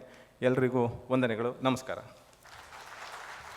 ಧನ್ಯವಾದಗಳು ನಮ್ಮ ರಮೇಶ್ ಸರ್ ಅವ್ರಿಗೆ. ಖಂಡಿತವಾಗಿಯೂ ಮುಂದಿನ ವರ್ಷ ರೆಸಾರ್ಟಲ್ಲಿ ಮಾಡಲಿ ನಮ್ಮ ಈ ಸಮ್ಮೇಳನ. 2 ದಿನ ನಾವೆಲ್ಲರೂ ಒಟ್ಟಿಗೆ ಸೇರುವಂತಾಗಲಿ ಅಂತ ನಾವು ಕೂಡ ಆಶಿಸ್ತೇವೆ ಸರ್. ಹಾಗೆ ನಡೆ ಮುಂದೆ ನುಗ್ಗಿ ನಡೆ ಮುಂದೆ, ಜಗ್ಗದೆಯೇ ಕುಗ್ಗದೆಯೇ ನುಗ್ಗಿ ನಡೆ ಮುಂದೆ ಅನ್ನೋ ಥರ ಎಷ್ಟೇ ಏಳು ಬೀಳಾದರೂ ಅಡೆತಡೆ ಆದರೂ ನಿರಂತರವಾಗಿ ಈ ಒಂದು ಸಮ್ಮೇಳನವನ್ನು 9 ವರ್ಷದವರೆಗೂ ಮಾಡ್ಕೊಂಡು ಬರ್ತಿರೋದು ಸುಮ್ಮನೆ ಮಾತಲ್ಲ. ಇದಕ್ಕೋಸ್ಕರ ಒಮ್ಮೆ ಚಪ್ಪಾಳೆಯನ್ನು ಹೊಡಿಲೇಬೇಕಾಗತ್ತೆ. ಈಗ ನಾವೆಲ್ಲರೂ ಕಾತರದಿಂದ ಕಾದಿದ್ದೀವಿ ಈ ವಿಚಾರವನ್ನು ಮಾತಾಡಲಿಕ್ಕೆ. 9ನೇ ರಾಜ್ಯ ಮಟ್ಟದ ಮಾನವ ಸಂಪನ್ಮೂಲ ಸಮ್ಮೇಳನದ ವಿಚಾರ ಏನಪ್ಪ ನೋಡಿ. ಎಲ್ರಿಗೂ ಒಂದು ಹಸಿವು ಅನ್ನೋದಿರುತ್ತೆ. ಹೊಟ್ಟೆ ಹಸಿವು ಬೇರೆ. ಹೊಟ್ಟೆ ಸಮಯಕ್ಕೆ ನಾವು ಹೊಟ್ಟೆಗೆ ಏನು ತಿನ್ನಲಿಲ್ಲ ಅಂತ ಹೇಳಿದ್ರೆ ಶಕ್ತಿ ಕುಂದುತ್ತೆ. ಅದೇ ಥರ ನಮ್ಮ ಮೆದುಳಿಗೂ ಕೂಡ, ನಮ್ಮ ಜ್ಞಾನದ ಒಂದು ಹಸಿವಿಗೂ ಕೂಡ ನಾವು ಆವಾಗವಾಗ ತಿನ್ನಿಸ್ಬೇಕಾಗತ್ತೆ. ಯಾವಾಗ ನಮ್ಮ ತಲೆ ಕಾವು ಕಾವು ಕಾವು ಕಾವು ಕಾವು ಅಂತ ಹೇಳುತ್ತೋ ಅದನ್ನು ಸಮಾಧಾನ ಮಾಡೋದಕ್ಕೆ ನಮ್ಮ ರಾವ್ ಅವರು ಬರಲೇಬೇಕಾಗತ್ತೆ. ಇವರ TV ಎಲ್ಲರಿಗೂ ಇಷ್ಟವಾಗುವಂಥದ್ದು. ನಮ್ಮ ಪ್ರೊಫೆಸರ್ TV ರಾವ್ ಅವರು ಇವತ್ತಿನ ನಮ್ಮ ಮಾನವ ಸಂಪನ್ಮೂಲ ಒಂದು ಸಮ್ಮೇಳನ ಏನಿದೆ, ಒಂದು ವಿಷಯವನ್ನು ಪ್ರಸ್ತಾವನೆ ಮಾಡಬೇಕು ಅಂತ ಕೇಳ್ಕೊಳ್ತೀನಿ.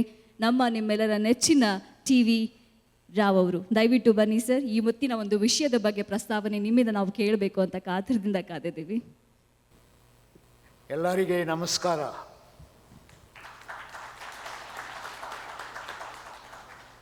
HR ಪ್ರೊಫೆಷನಲ್ಸ್ಗೆ ಪ್ರತ್ಯೇಕ ನಮಸ್ಕಾರ. You must excuse me for switching over to English. The secret behind 65 books is because I think in English. Like Amitabh Bachchan says, I walk in English, I talk in English. Unfortunately, it is just 4 years I have become Kannada Bidda.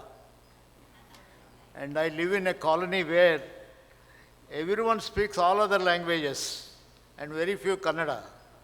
So I still don't have the luxury of speaking in Kannada. So this is the first opportunity you have given me to come here and share my thoughts on human resources, values, creativity, innovation, and intellectual capital. All these are close to my heart. When I was requested, I confessed that I was a student of Regional College of Education, Mysore for 1 year in 1965. At that time, there were 4 states: Mysore State, Andhra, Kerala, and Tamil Nadu. And we spoke all languages. So as a result, all that I could pick up is saku, beku, and those kinds of words, kutkoldri, niltkoldri,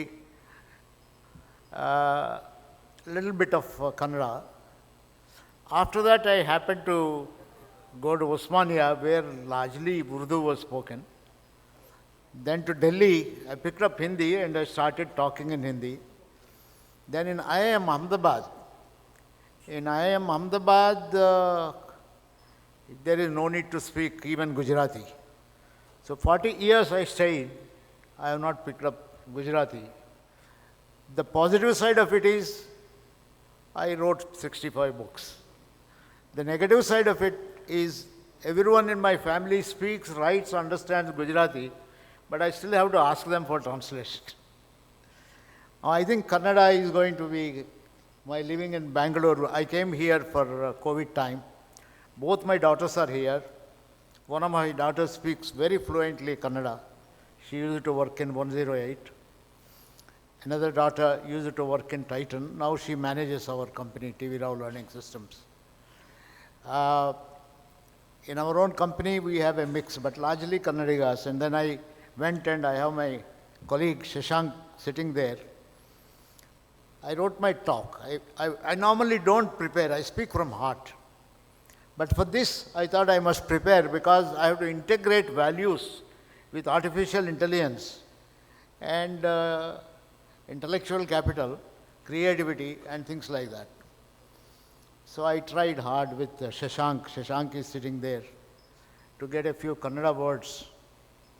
And it was very difficult. He was giving me words which I thought are, I think it's very, Kannada, and I can read all the script and all that. It's a little difficult. Then I said, let me take the help of Google. And I went to Google and then converted my PowerPoint. PowerPoint is mine. I'll show you the PowerPoint. I'm not going to stick to the PowerPoint here. Just to prove that I am very much interested in learning and disseminating whatever ideas we have in Kannada. Can you quickly show this? Can I have? Yeah, this is just an evidence, but I will not stick to this. So you see, values are core of HR. Simple translation, ಮೂಲ್ಯಗಳು ಮಾನವ ಸಂಪನ್ಮೂಲದ ಪ್ರಮುಖ ಅಂಶಗಳಾಗಿವೆ. This is the main theme. Values could be for individuals. We normally put it for individuals. It can be for groups. It can be for organizations. It can be for culture and country. So we can ask, what are the values of Kannadigas? One value I observed of Kannadigas is to maintain very good interpersonal relations. I live in a colony in a particular block, Sobha Dew Flower, 6th block. Ever since we came, barring those 2 years of COVID, for some reason, every year there is a change in the tenant and ownership. And every owner who comes there starts repair work. And when the repair work starts, there is drilling going on, there is noise going on. I'm supposed to be talking to Dave Ulrich and others on an international conference, but I can't talk because talk, or drrrr, these kind of things are going on. I go and complain, nothing happens. Year is over, next year again. So for 5 years this is going on, and our society has phenomenal tolerance. Finally, myself, please don't complain. In Bangalore, you have to learn to live with all inconveniences. Traffic is not the only inconvenience. You tolerate. Sahan chahiye. That is, value is maintain good interpersonal relations and sacrifice your personal conveniences for the convenience of other people. This is a very interesting thing, although I think that it has its own negative things. This is one thing I have learnt about Kannadigas. Very tolerant. Ma'am, I'm sure you would you agree? I hardly see, and this happened also in Mysore, people rarely got anger. Anger is not. The same thing, if you go to Delhi, you see what happens. Andhras are highly mirch, But there are Andhras here when they come to, that's a value, very interesting. So values, ಮೂಲ್ಯಗಳು, ವ್ಯಕ್ತಿಗಳು, ಗುಂಪುಗಳು, ಸಂಸ್ಥೆಗಳು, that is for all this. ರಾಜ್ಯಗಳು, ರಾಷ್ಟ್ರ ಮತ್ತು ಸಮಾಜಕ್ಕೆ ಇರುವುದು. That means it is for all. It is not only for this. Now I came up with, I said I must communicate to the HR community. Last 40 to 50 years, I'm sure you all heard of Uday Parikh. Uday Parikh, how many of you heard Uday Parikh? Dr. Uday Parikh is a phenomenal contributor. He was born in 1925, died 2010. We are celebrating 100th year of Dr. Uday Parikh. He coined a term octopus values. I strongly believe this is very important. Octopus is very important for HR professionals. All HR professionals should follow octopus values. What are these octopus values? Openness, it is just the term, openness. I've added something more to that. I've added recently purpose. You should live a purposeful kind of a life. Collaboration. Purpose is Uddesha. Everyone knows. I mean, you should Uddesha Purvaka Jivana. You have to be all the time purposeful. Whatever you do, if you are attending this conference, there is a purpose for it. If you don't have a purpose, then you will be wasting your time. So everything, you discover the purpose. Openness. I'm not sure if this is the correct word, but I got the word muktata. Somebody said, no, I think there are better words than this. I don't know if some of you can discover. Openness means ability to, willingness to listen to other people, accept their ideas, free, listening and so on. Collaboration, sahayoga. I mean, very important. Otherwise you can't. I think if you are holding this conference, it is sahayoga of so many agencies that you have mentioned. It's a very important value that we should have. Trust, vishwasa. I thought nammika probably is a better word, but vishwasa. Authenticity. That means speak your heart. Don't have one thing in mind and say another kind of a thing. For this dhritikarana, all make sense also, some of them in Telugu. Authentic, proactive, take initiative and start doing things on your own. Purvabhavita, maybe there is a better word, I am not very sure. Learning is kalika, constantly learn, you should value learning. And autonomy, nyayuktata, swayuktata, be independent in thinking. Confrontation, mukhamukhi, experimentation, prayogatmaka. And discipline, sistu. These are all important values for any organization to prosper. It's very simple. If you are open, every human being in the organization gives ideas. Every person in a state gives ideas, a country gives ideas. But unfortunately, we limit these ideas only to the elite groups. But if you go to people down the line, you will find fantastic ideas. So you should get a group of people, madam, for you, from villages to come and live in Bangalore and solve the traffic problem. All people in Bangalore have a urban mindset. People can't solve urban problems. You get the rural people.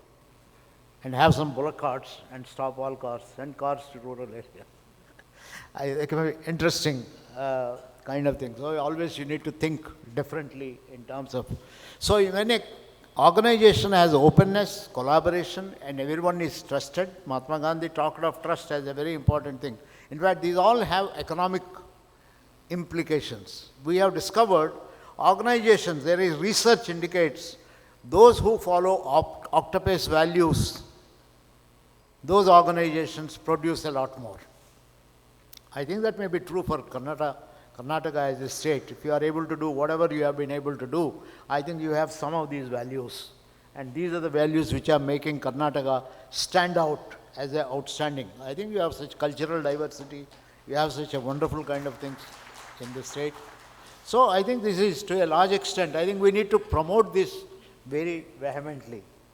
And that is good HR. If you want to do that, this is the good HR. I am not going through the rest of my presentation, very interesting kind of things. I have talked of leaders and leadership. Everyone is born as a leader. Everyone has leadership competencies. But if you have to bring out the leadership competencies, you have to nurture these competencies. Some people think that, all of us are, if we are able to achieve whatever we have achieved, it is because of circumstances plus some innate struggle. But some people struggle innately, work on the circumstances, change their circumstances. Some people don't. What is the role of HR is to create circumstances so that everyone can discover his or her potential as a leader and contribute to the society. I always believe, you want to grow, you learn to give. You learn to give to others whatever you have. What do we have? It doesn't have to be the money. It could be your talent. You know something, you teach somebody else, you are giving something. Your competence, you distribute. So this is an important value we have to promote in organizations. Help people to give to each other so that the organization grows. But more importantly, when you give, you grow. If you want to be a leader, start learning to give. When you start giving, you become a leader. I'm sure people like Dr. Nagaraj, Dr. Nagaraj should be the happy person because all through their life they have been giving in various roles, whether it is NIPM or ISTD or HRD network. They are there to share their thoughts, they are there to share their wisdom. I think many of those people whom you have honored, H.N. Srinivas, a number of people, these are all people who are quite good in giving. When Taj, the event has occurred, I'm sure you all know of the story of Taj, how people in Taj sought to make sure they saved the lives of people when there was a terrorist attack. Srinivas and others created stories and circulated. I think this is giving. So building leaders is learning to give. And not only we as HR professionals give, but we create an environment where people learn to give to each other, collaborate. It's a very, very important part of it. I am reminded of Dr. Uday Parikh's article. You know, we got independence in 47. In 50s, there used to be a role called as extension officer, agriculture extension officer. What is their job? Pick up whatever is discovered in agriculture universities and give it to the farmers. Extend. Knowledge is extended. Educational extension officer. Get people to be literate. Health extension officer. Pass on health technology. Family welfare extension officer. Like in the earlier years, we used to have labor welfare officer in industries. These are all welfare. Give. Extension. Now, Uday Parikh came up with a very interesting formula. If any country has to develop, this is a very interesting thing which is applicable to individuals. If any country has to develop, they should have three things. One, they should have achievement motivation, a desire to constantly excel, do better. Second, they should have, he coined the term, extension motivation. They should be willing to extend, like the extension officers, extending agriculture to farmers, education to illiterate, health to people who need family welfare to others. I think every individual in organizations can be like a labor welfare officer, is nothing but an extension officer. He said you need to have extension motivation. America is highly competitive, achievement driven. But if you are achievement driven only, you become very selfish. And we are seeing this time to time, what achievement does to America. All that they can do is increase tariffs and create problems for others, because this is power. If it was only achievement driven. But Uday Parikh said, achievement driven is necessary because you want to excel, you have to compete, but extend, learn to give to others. So he said, it is a multiplicative effect. But he also said, this is minus dependence motivation. Don't depend all the time on government for your welfare. You should take charge of your welfare. You should be achievement driven, you should be extension driven, and you should be less dependent, in other words, independent. Comes back to some of the values. Very interesting equation. The reason why I mentioned this here is, to me, every HR professional has to have achievement, has to have extension, and not to depend on always on his or her company. This is something you may not like it, but I would like to say, don't depend on your own company for the welfare of your employees, because your companies sometimes, unfortunately, some companies are very good, end up creating issues. Otherwise, when AI comes into picture, how come there are thousands of people being asked to leave the company? What does it indicate? That means companies can't grow out of their selfishness for them. I mean, you can justify that. You have to be selfish because you have to be competitive, you have to compete with the rest of the world and so on. But So if a company is getting rid of 13,000 people or 15,000 people nowadays because of artificial intelligence, are we developing or are we going down? You say, I don't want to develop, then you're finished. You are nowhere in the world. You have to master artificial intelligence. But along with it, how do I make sure that 13,000 people are not gotten rid of, but you create additional 13,000 jobs? Now, this is where HR comes into picture. I think before you serve a notice to somebody to quit the company, or we have used artificial intelligence and therefore it is time for us, we are reducing manpower so that we can be worldwide competitive and things like that, they need to have extension motivation. Don't depend on the company. You think independently and talk to people. What can I do before such tough decision is taken to make sure that AI leads to job creation and not job displacement? This is an important question. So that's where we come into the picture. Ethical AI.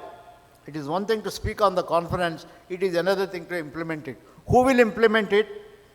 My view is CEOs will find it difficult to implement it, Chief Executive, because they are under pressure. Government of India wants their share value to be up, profitability to be shown, taxes to be paid, CSR to be good. So they are under pressure for getting rid of people sometimes using AI. But HR cannot be under pressure. We wrote a book, very interesting book, Leaders in the Making. We interviewed 30 top-level leaders in the country. Dr. Arvind Agarwal and I, both of us associated with HRD Network. And we looked at their stories. Very interesting kind of stories came up from these people. So one of the things we discovered was that these are the people who were already, I think at some point of time, in the beginning when you build your career, you are more selfish. But after some time, you start giving up. At some point of time, they start doing things differently. One of the cases, an XLRI postgraduate, an IIT graduate, joins as a HR officer in a company. And you know, when you join as a young HR officer, you are looking after many legal, disciplinary, other aspects. So the union leader came to him because he applied for a loan from his provident fund. The HR officer looked at this and he said that, look, you took provident fund loan just about 6 months ago. Now you are not eligible as per the rule book. He went through the rule book and then apparently the union leader said, you are an IIT graduate, XLRI, top level schools, and you are now a HR officer. Is this education taught you how to say no? I come to you with a problem, you consult the rule book, and on the basis of the rule book you are telling me what I am not eligible. It is your job to find out how you can solve the problems that I am having. I need it for health, I need it for the family, and so on. This is a 30-year back story. It changed the orientation of this particular individual. I have to figure out how to help people. That is where extension motivation comes into picture. We cannot do away with artificial intelligence, but we must understand artificial intelligence has limitations as well as opportunities. We should use the opportunity part of it and take care of the limitations. That is where values come into picture. Octopus values. Never give it up. Be extension oriented, and that is what will put the HR managers into a different orbit. I want to conclude by saying there can't be better times than today for HR to be on the top of the world. HR managers, HR people, in fact I say they are God-given gift to you. You are called anything like HR manager, any equivalent. Training manager, talent manager, different names exist. If you are anywhere near, it's a God-given gift to you. God has created you to help people. So the single most mission in our life is how do we help people and how do we use all artificial intelligence and whatever technology developments are taking place for Lok Kalyan, for people's Kalyan. And when you do that, you become almost a good image of God, because that is what gods do. They help out people. So friends, HR is a great profession to be in. This is the time to be in. I think we should look at all technological developments with an opportunity for us to make a difference and create a lot of happiness in a state, in a country, in our own organizations and so on. This is the message I can give you.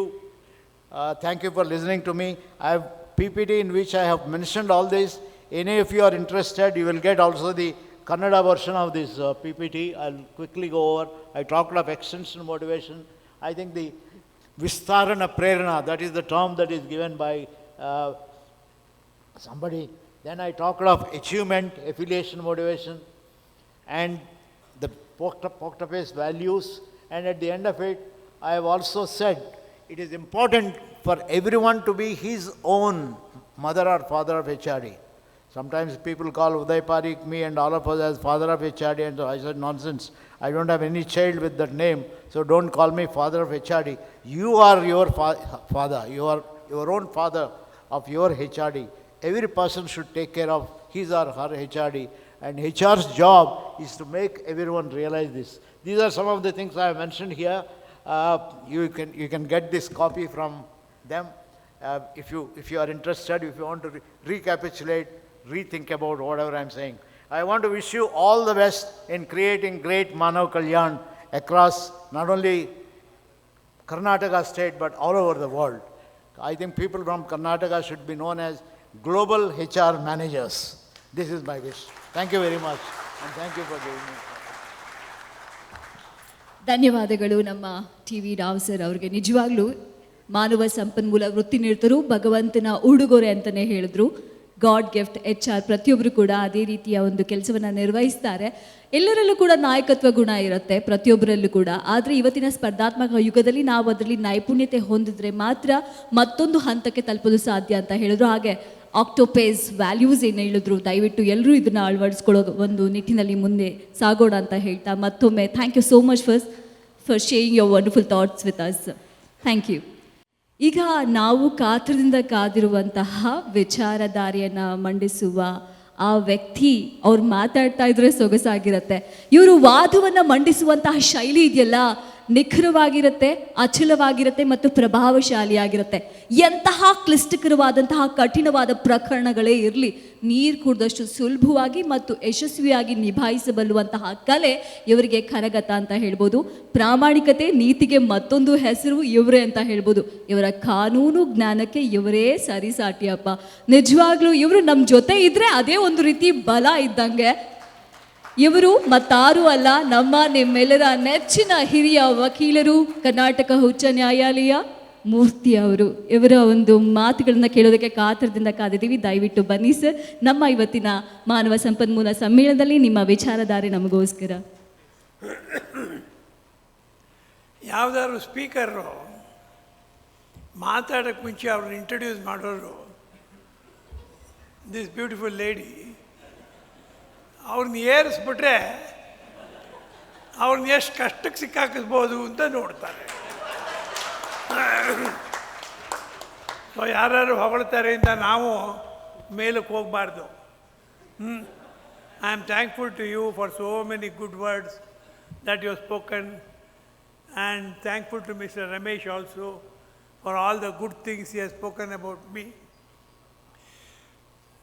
ಈಗ ನಮ್ಮದು ವಿಚಾರ ಇಷ್ಟೇನೇ. ನಾನು ಇನ್ನು ಮುಂದೆ ಏನಾದ್ರು ಮಾತಾಡೋಕ್ಕೆ ಮುಂಚೆ ಯಾಕೆ ಸಬ್ಜೆಕ್ಟ್ ತೆಗೆದುಬಿಟ್ಟಿದ್ದೀರಾ, ಏನು ಬೇಕಾದ್ರೂ ಮಾತಾಡಲಿ ಅಂತಲ್ಲ.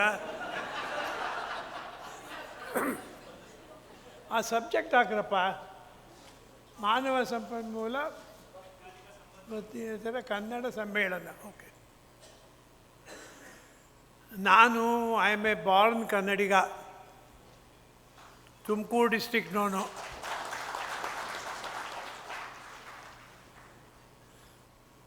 ಹುಟ್ಟಿದ್ದು ಹಳ್ಳಿನಲ್ಲಿ, 1.5 ತಿಂಗಳಿಗೆ ಮುಂಬೈಗೆ ಹೋದವನು, ಬಾಂಬೆ ದೋಸ್ ಡೇಸ್. ಅಲ್ಲಿ ಹೋಗಿ ವಿದ್ಯಾಭ್ಯಾಸ ಮಾಡಿದ್ದು ಸ್ಟಾರ್ಟಿಂಗು. ಅಲ್ಲಿ ಹಿಂದಿ ಮರಾಠಿ ಕಲ್ತಿದ್ದು, ಮರಾಠಿ ಕಂಪಲ್ಸರಿ ಇತ್ತು. ನಮ್ಮ ತಂದೆ ಸೆಂಟ್ರಲ್ ಗೌರ್ಮೆಂಟ್ ಸರ್ವೆಂಟು, ಅವ್ರನ್ನ ತೆಗೆದು ಹೈದರಾಬಾದ್ಗೆ ಹಾಕಿದ್ದು. ಅಲ್ಲಿ ಹೋಗಿ ಒಂಚೂರು ತೆಲುಗು ಕಲ್ತಿದ್ದು. ಅಲ್ಲಿಂದ ತೊಗೊಂಡೋಗಿದ್ದೆ ಲೂಧಿಯಾನಾಗೆ ಹಾಕಿದ್ರು. ಅಲ್ಲಿ ಹೋಗಿ ಒಂದಷ್ಟು ಪಂಜಾಬಿ ಕಲ್ತಿದ್ದು. ಅಲ್ಲಿಂದ ತೊಗೊಂಬಂದು ಟ್ರಿಚೂರಿಗೆ ಹಾಕಿದ್ರು ಕೇರಳ. ಅಲ್ಲೊಂದು ಸ್ವಲ್ಪ ಭಾಷೆ ಕಲಿಯೋಕ್ಕೆ ಟ್ರೈ ಮಾಡಿದೆ, ಅಷ್ಟಾಗಲಿಲ್ಲ. ಅಷ್ಟೊತ್ತಿಗೆ ಆಗಲೇ ಇಂಟ್ರೆಸ್ಟ್ ಹೊಟ್ಟೋಗಿತ್ತು. ಚಿಕ್ಕ ವಯಸ್ಸಲ್ಲಿ ನಾನು ಒಂದು ಸಾರಿ ಮಡ್ರಾಸ್ಗೆ ಹೋದೆ, IIT. ನನಗಲ್ಲ, ನಾನು ಅಷ್ಟು ಬುದ್ಧಿವಂತ ಅಲ್ಲ, ನನ್ನ ತಮ್ಮ ಭಾಳ ಬುದ್ಧಿವಂತ. ಅವನು IIT ಎಕ್ಸಾಮ್ ತೊಗೋಬೇಕಿತ್ತು. ನಮ್ಮ ತಂದೆ ಇದ್ದವ್ರು ಕರ್ಕೊಂಡೋಗು ಮಡ್ರಾಸ್ಗೆ. IITನಲ್ಲಿ ನಮ್ಮ ರಿಲೇಟಿವ್ ಒಬ್ಬರಿದ್ದು ಅವ್ರ ಮನೇಲಿ ಇರುವಂತೆ ಹೋಗಿ ಇದು ಮಾಡಿ IIT ಮಡ್ರಾಸ್ಗೆ ಹೋದ್ವಿ. ಆಯಿತು ಇಂಟರ್ವ್ಯೂ, ಅಂದರೆ ಸ್ಟೂಡೆಂಟ್ ಸೆಲೆಕ್ಷನ್ಗೆ. ಆಚೆ ಬಂದು ಯಾವುದೋ ಒಂದು ಜಾಗನ ಕೇಳಬೇಕು ನಾವು. ಟೈ ಹಾಕ್ಕೊಂಡು ಸೂಟ್ ಹಾಕ್ಕೊಂಡು ಇದ್ದಾರೆ ಪ್ರೊಫೆಸರ್ಗಳು, IIT ಪ್ರೊಫೆಸರ್ಸ್. ನಾನು I asked him in English. He replied me in Tamil. ಇದು ಯಾವುದಪ್ಪ? ಯಾಕೆಂದರೆ ಕರ್ನಾಟಕ ಇರೋ ಹೆಸರು ಇಂಡಿಯಾದಲ್ಲಿ ಇನ್ಯಾವ ಸ್ಟೇಟ್ಗೂ ಇಲ್ಲ.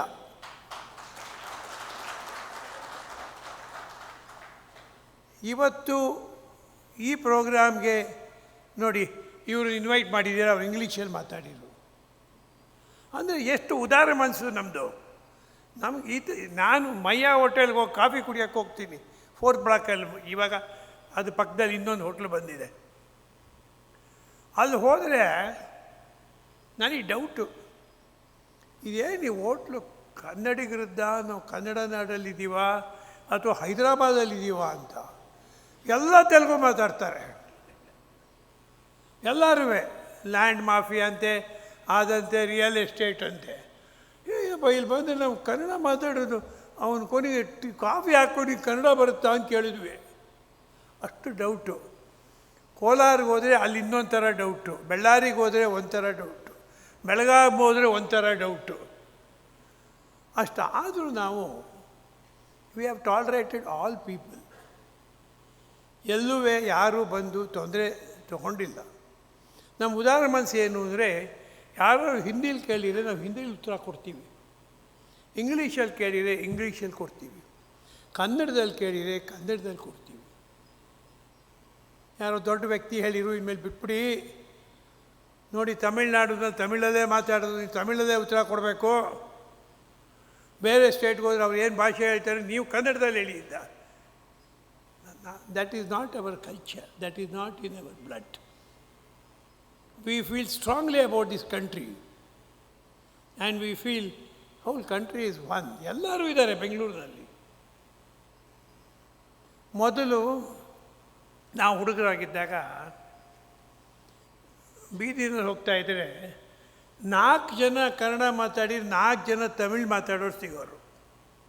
ತಮಿಳ್ ಪಾಪ್ಯುಲೇಷನ್ ಒಂದು ನಿಯರ್ಲಿ 31%, ಕನ್ನಡ ಪಾಪ್ಯುಲೇಷನ್ 33%. ಅದಾಗಿ ಸ್ವಲ್ಪ ದಿನ ಆಯಿತು, ತಮಿಳ್ನಾಡಿನದೇನು ಕೆಲಸ ಕೊಡ್ತೀವಿ ಅಂದರು, ತುಂಬ ಜನ ಹೊರಟೋದ್ರು. ಆಫ್ಟರ್ ದ್ಯಾಟ್ ಬರೀ ತೆಲುಗು ಮಾತಾಡೋರು ಬಂದರು. ಎಲ್ಲಿ ನೋಡಿದ್ರು ತೆಲುಗುನೇ. ಏನಪ್ಪ ನಾವು ಎಲ್ಲಿದ್ದೀವಿ ಅಂತ ನನಗೆ ಡೌಟು ಬೆಂಗಳೂರು. ಆಮೇಲೆ ಅವ್ರು ಏನು ಮಾಡ್ತಾರೆ ನೋಡ್ಕೊಂಡು ಮುಂದೆ ಹೋದ ಮೇಲೆ ಈಗ ನೀವೆಲ್ಲೇ ಹೋಗಿ ಹಿಂದಿ ಮಾತಾಡ್ತಾರೆ. ಬಿಹಾರಿಂದ ಬಂದಿದ್ದಾರೆ, ನಾರ್ತ್ ಈಸ್ಟಿಂದ ಬಂದಿದ್ದಾರೆ. ಯಾವ ಹೋಟ್ಲಿಗೆ ಹೋಗಿ ನಾರ್ತ್ ಈಸ್ಟ್ನವರೇ ಇದ್ದಾರೆ, ಯಾವ ಸಲೂನ್ಗೆ ಹೋಗಿ ನಾರ್ತ್ ಈಸ್ಟ್ನವರೇ ಇದ್ದಾರೆ. We have ಅಕಾಮಡೇಟೆಡ್ everybody. ಕೆಲವರು ಹೇಳ್ತಾರೆ ನೀವು ಕನ್ನಡಿಗರು ಸೋಮಾರಿಗಳು, ಅದಕ್ಕೆ ಬೇರೆಯವ್ರು ಬಂದು ಇದು ಮಾಡಿದ್ದಾರೆ ಅಂತ. ನನಗೊಂದು ಎಕ್ಸ್ಪೀರಿಯನ್ಸ್ ಹೇಳ್ತೀನಿ. ಒಬ್ಬರು ಮ್ಯಾನೇಜಿಂಗ್ ಡೈರೆಕ್ಟ್ರು ಮೈಸೂರಲ್ಲಿ ಸ್ಟೀಲ್ ಪ್ಲ್ಯಾಂಟು. ಅವ್ರಿಗೆ ಕನ್ನಡಿಗರು ಅಂದರೆ ಒಂಥರ ಇದು. ತಮಿಳಿಯನ್ ಅವರು, ಅವರೇ ಫ್ಯಾಕ್ಟ್ರಿ ತೊಗೊಂಡು ನಡೆಸ್ತಿದ್ರು. ನಾನು ಲೀಗಲ್ ಅಡ್ವೈಸರ್ ಅಂದ್ಕೊಂಡು ಲೇಬರ್ಲಾಗಿ ಹೋಗುವೆ ಅಲ್ಲಿಗೆ. ಮನುಷ್ಯ ಒಳ್ಳೆಯವರು, ಚೆನ್ನಾಗಿ ಮಾತಾಡ್ಸೋರು, ಎಲ್ಲ ಮಾಡೋರು. ಪಾಪ ಪಕ್ಕದಲ್ಲೇ ಹತ್ತಿರದಲ್ಲಿ ಮನೆ ಇತ್ತು, ಕರ್ಕೊಂಡೋಗಿ ಊಟಕ್ಕೂ ಕರ್ಕೊಂಡೋಗೋರು, ಕರ್ಕೊಂಬರೋರು. ನಾನು ಸಂಜೆ ವಾಪಸ್ ಬರ್ತಿದ್ದೆ. ಯಾವಾಗಲೂ you Kannadigas you are useless. Bisibele bath ಮೊಸರನ್ನ ಕೊಟ್ಟರೆ ಮಧ್ಯಾಹ್ನ ಊಟ ಮಾಡಿ ಮಲ್ಕೊಂಬಿಡ್ತೀರ ಅಂತ ಹೇಳ್ತಾಯಿದ್ರು. ನಾನು ಹೇಳಿದೆ,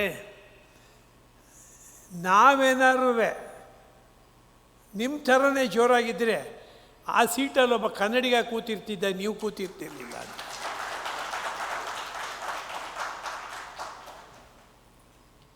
ನಾವು ಮುಂದೆ ಹೋಗ್ತಿಲ್ಲ. ನಾವು we have allowed others to occupy. Vacant position ಇದೆ, ಬೇರೆಯವ್ರು ಬಂದು ಆಕ್ಯುಪೈ ಮಾಡ್ತಾರೆ. ನಾವು ಮುಂದೆ ಹೋಗಬೇಕು, ಕನ್ನಡಿಗರು ಮುಂದೆ ಹೋಗಬೇಕು. ಇಲ್ಲಿ ಕರ್ನಾಟಕದಲ್ಲಿ ಅಲ್ಲದೆ ಇನ್ನೆಲ್ಲಿ ಮುಂದೆ ಹೋಗೋದು? ಆದ್ದರಿಂದ ನಾವು ನೋಡಿದರೆ ಈಗ we have on A very important subject, ಕೈಗಾರಿಕಾ ಸಂಬಂಧಗಳಲ್ಲಿ ಮೌಲ್ಯಗಳು. ನಾವು ಎಥಿಕ್ಸು, ಮಾರಲ್ಸು ಅಂತೀವಿ. ವ್ಯಾಲ್ಯೂಸು ಅಂತ ಹೇಳ್ತಿದ್ರು ನಮ್ಮ keynote speaker, values.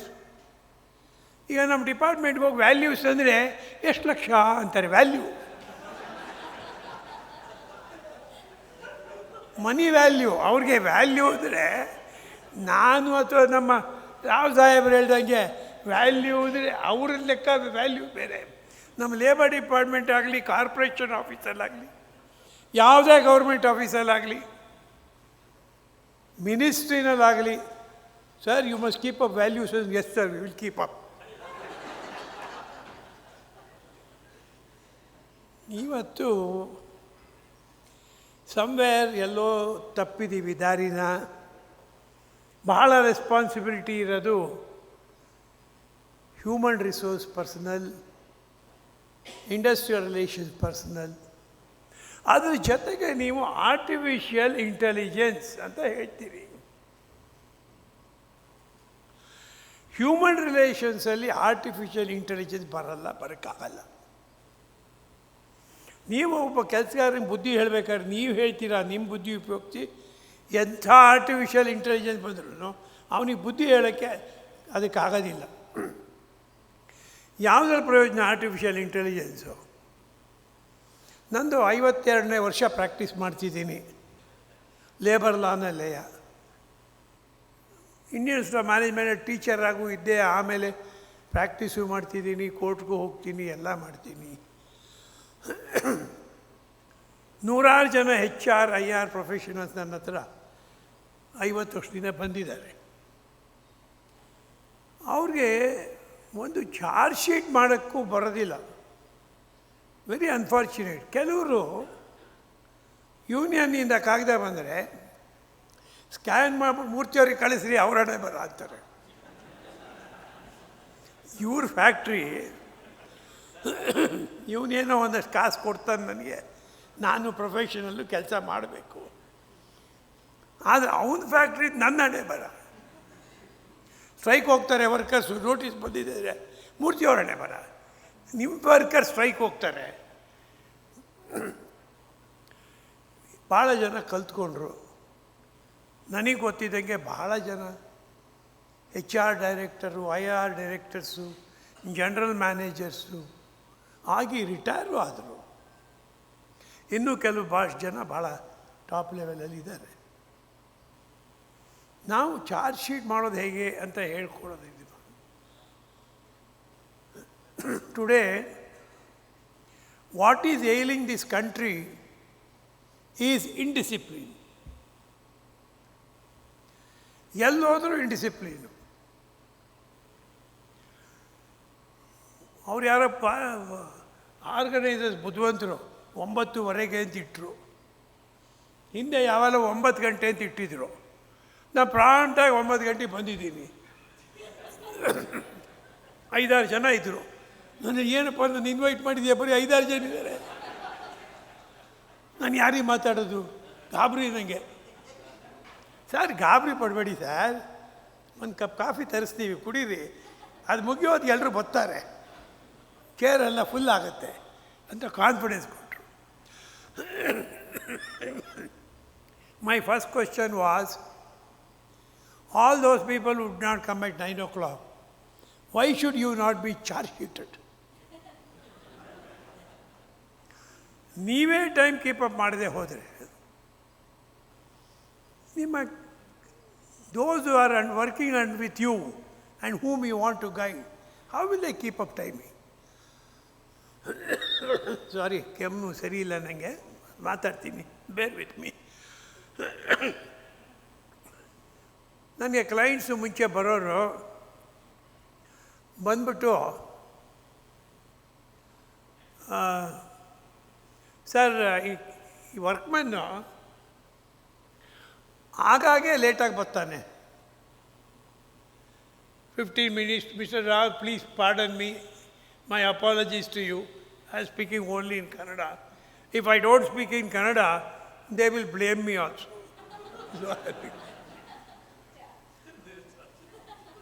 So come late, 5 minutes, 10 minutes, 20 minutes, 25 minutes, late. His track record itself is late coming. Client will put the file on my table and say, sir, I have got so many reports about this fellow's late coming. I have got plenty of evidence to prove that he is a late comer. Then they will say, sir, can I dismiss this fellow? If I think for some time, they'll say, sir, you are a renowned lawyer. Why do you take such a long time? You must immediately tell me whether I can dismiss this fellow. What will happen? I want an answer from you. Then I used to tell them, if your case goes before a judge who himself comes late,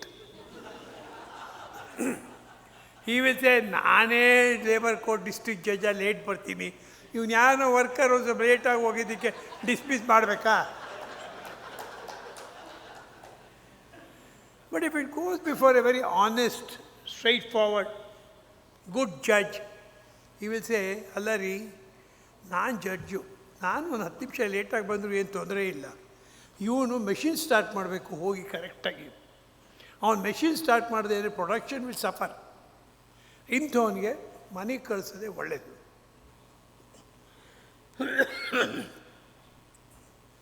ಇನ್ನೊಂದು case ತೊಗೊಂಡೋಗಿದ್ದೆ. ನಮ್ಮ client ಇದ್ದವರು, sir ಇವನು 198 ದಿನ absent ಆಗಿದ್ದಾನೆ continuous ಆಗಿ.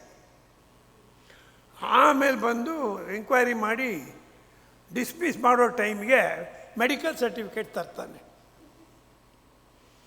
ಏನು ಮಾಡೋದು?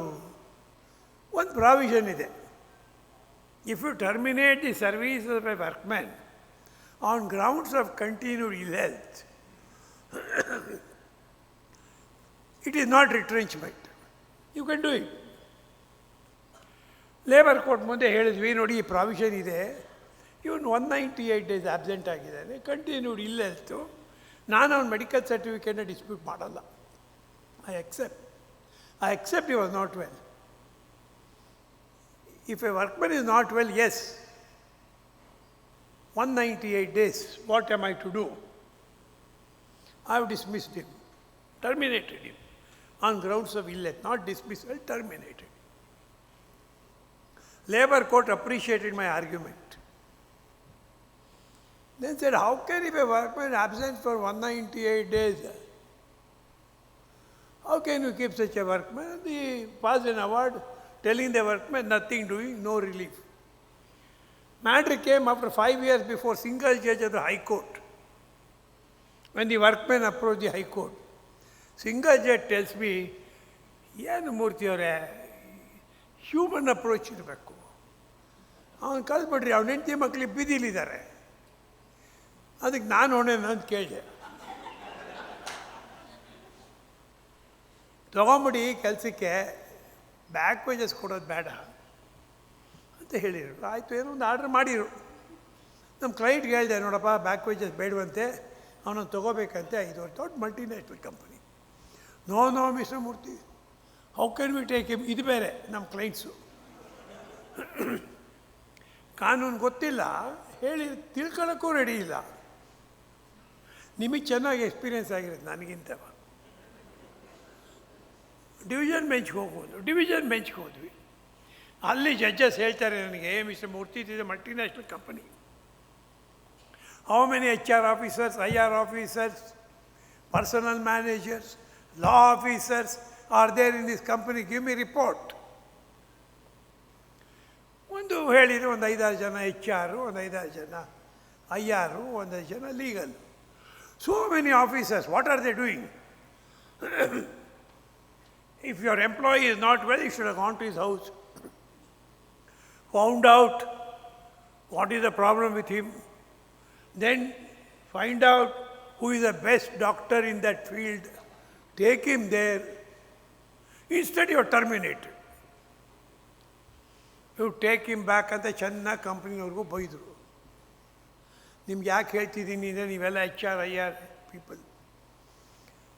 ಇವತ್ತಿನ ಕಾಲ today situation why India is not progressing, will not progress unless discipline comes. Then in the division bench, I had to take him, I told my client, ಈಗಲಾದ್ರೂ ತಗೊಳ್ರಪ್ಪ ಹಾಳಾಗೋಲಿ, ಇಂಡಿಯನ್ ಕಾನೂನು ಇರೋದೇ ಹೇಗೆ. If you want to run a factory, this is the law. Who asked you to make a mistake of setting up a factory? We went to Supreme Court. Supreme Court tells me, judges tell me, Mr. Murthy, you must take a humanitarian view. Give him job, nothing will happen, big company. Supreme Court also indiscipline is upheld.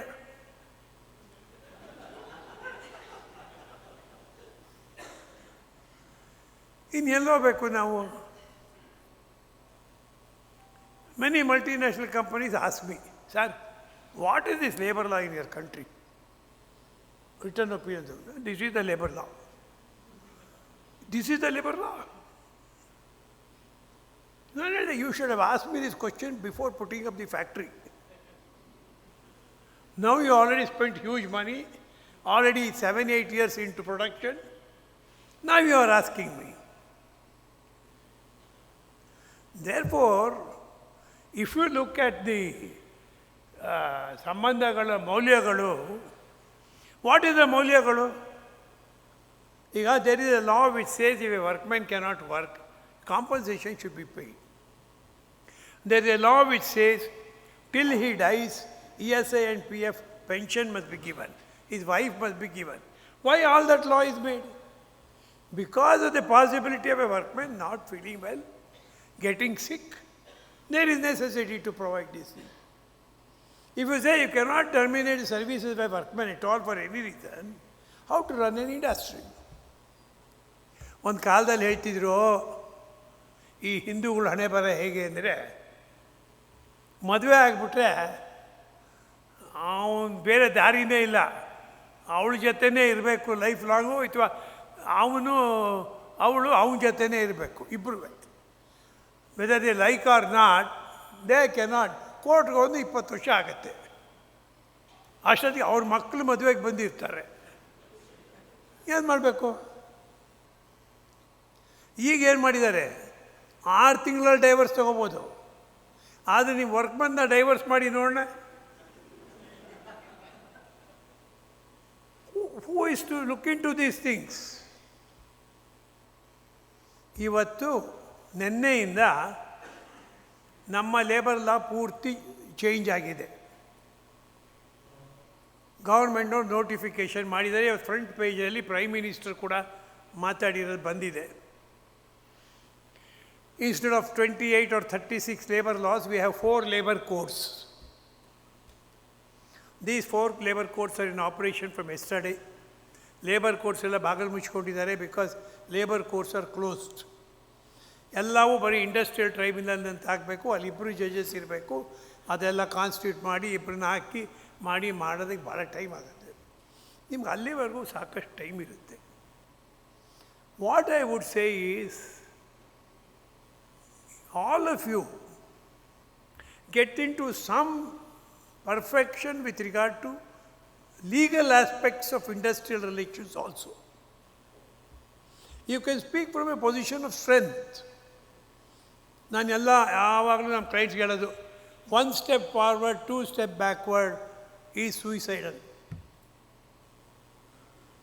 So ನೀವು first step ತೊಗೊಳಕ್ಕೆ ಮುಂಚೆ ಯೋಚನೆ ಮಾಡಿ, ಸರಿಯಾಗಿ ಕೇಳಿ ಮಾಡಿ. I am told, ಈಗ ಒಂದು ರೀಸೆಂಟ್ ಜಜ್ಮೆಂಟ್ ಬಂದಿದೆ ಅಂತೆ, ನಾನು ಪೂರ್ತಿ ಓದಿಲ್ಲ, where the supreme court has shed, if enquiry is not held properly which is determined by the labor court after 5 years, the court can send it back to the company.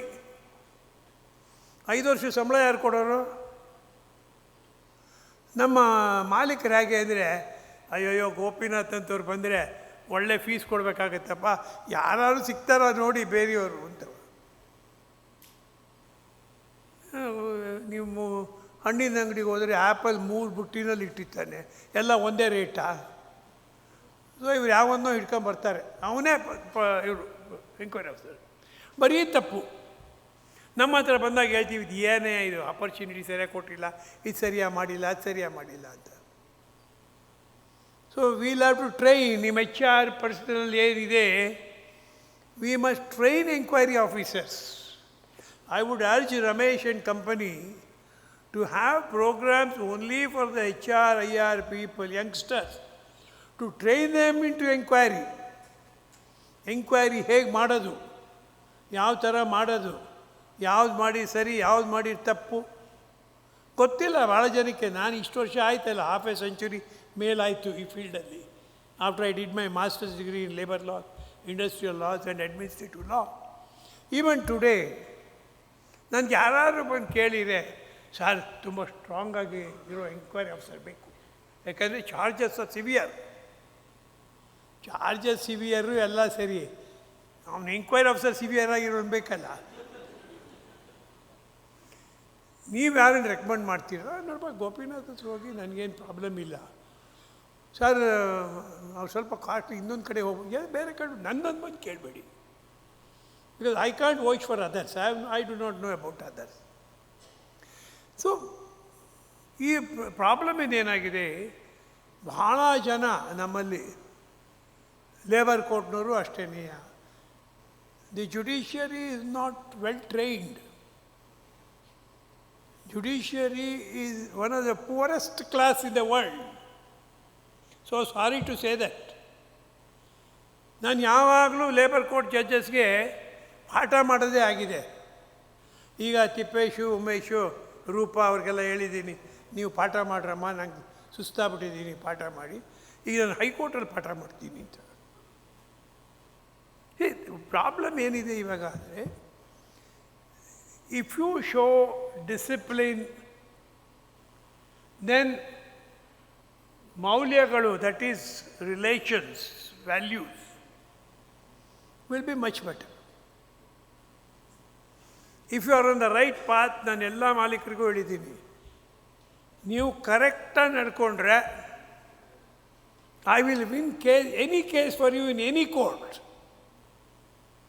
But ನಿಮ್ಮಲ್ಲೇ ಇದ್ದರೆ problem, ಏನು ಮಾಡೋಕ್ಕೆ ಬರಲ್ಲ. ಅಲ್ಲಿ ಹೋಗ್ತೀರಿ, contract labour licence ತಗೋತೀರಿ, ಯಾವುದಕ್ಕೆ loading unloading ಅಂತ, ಇಲ್ಲಿ ಬಂದು ಮೆಷಿನ್ ಮೇಲೆ ಮಾಡಿಸ್ತಿರ್ತೀರಿ. ಅವನು ಟ್ರೇಡ್ ಯೂನಿಯನ್ನು ಈ ವಿಲ್ ಬ್ಲ್ಯಾಕ್ ಮೇಲ್ ಯು, ಫೋಟೋಗಳು ತೊಗೊಂಡಿರ್ತಾನೆ ಇವ್ರದ್ದೆಲ್ಲ. ಇದು these are all some of the things which are fundamentally creating problem for you in your relations. ನಿಮಗೆ ಗೊತ್ತಿರಬೇಕು, ಮಾರುತಿನಲ್ಲಿ, which is one of the most reputed car manufacturing company in India. 5 ಮಿನಿಟ್ಸಾ? ಅಯ್ಯೋ 2 ಮಿನಿಟ್ಸಲ್ಲಿ ಮುಗಿಸ್ತೀನಿ ಬಿಡಮ್ಮ, ಏನು ತೊಂದರೆ ಇಲ್ಲ. 5 ನಿಮಿಷ ಯಾಕೆ ಬೇಕು? ಮಾರುತಿ ಫ್ಯಾಕ್ಟ್ರಿನಲ್ಲಿ ಒಬ್ಬ ಜನರಲ್ ಮ್ಯಾನೇಜರ್ಗೆ ಜೀವಂತವಾಗಿ ಸುಟ್ಟಾಕ್ಬಿಟ್ರು.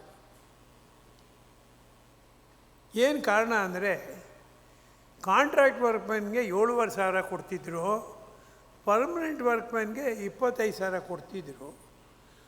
Permanent workmen 30%, contract workmen 70%. There is no law in this country. Nobody knows what is to be done. Officers are there, but they will never act because they are all, most of them are corrupt. ನಾನು ಯಾರಿಗೋ ಹೇಳ್ತಾ ಇದ್ದೆ, ನಮ್ಮ client ಒಬ್ಬರು ಪೂನಾದಿಂದ ಬಂದಿದ್ದರು. ಅವ್ರು ಇಲ್ಲೂ ಇದೆ ಅವ್ರ ಫ್ಯಾಕ್ಟ್ರಿ, ಬಟ್ ಅಲ್ಲಿಂದ ಬಂದಿದ್ದರು, ಅವ್ರದ್ದೇನೋ ಪ್ರಾಬ್ಲಮ್ ತಗೊಂಡು. ಏನು ಸರ್ ಹೇಗೆ ನಿಮ್ಮ ರಾಜ್ಯದಲ್ಲಿ ಇದ್ದರು ಕಾಂಟ್ರಾಕ್ಟ್ ಲೇಬರ್ ಬಗ್ಗೆ? ಲೈಸೆನ್ಸ್ ಕೊಡ್ತಾರಪ್ಪ, ಒಬ್ಬ ವರ್ಕ್ಮೆನ್ಗೆ ಲೈಸೆನ್ಸ್ 250 ರೂಪಾಯಿ ತೊಗೋತಾರೆ. ಸರ್ ಏನು ಸರ್ ಅಷ್ಟೊಂದು ಫೀಸು? ಅದು ಅವ್ರದ್ದೇ, ನಾನು ಕರ್ನಾಟಕ ಗೌರ್ಮೆಂಟ್ ಫೀಸನ್ನು ನಾವು ಅದಕ್ಕೂ ಫೀಸ್ ಅಂತೀವಿ, ಇಲ್ಲೇ ನಮ್ಮನ್ನು ಕೇಸ್ ಹಾಕ್ಬಿಡ್ತಾರೆ ನಮ್ಮ ಮೇಲೆ.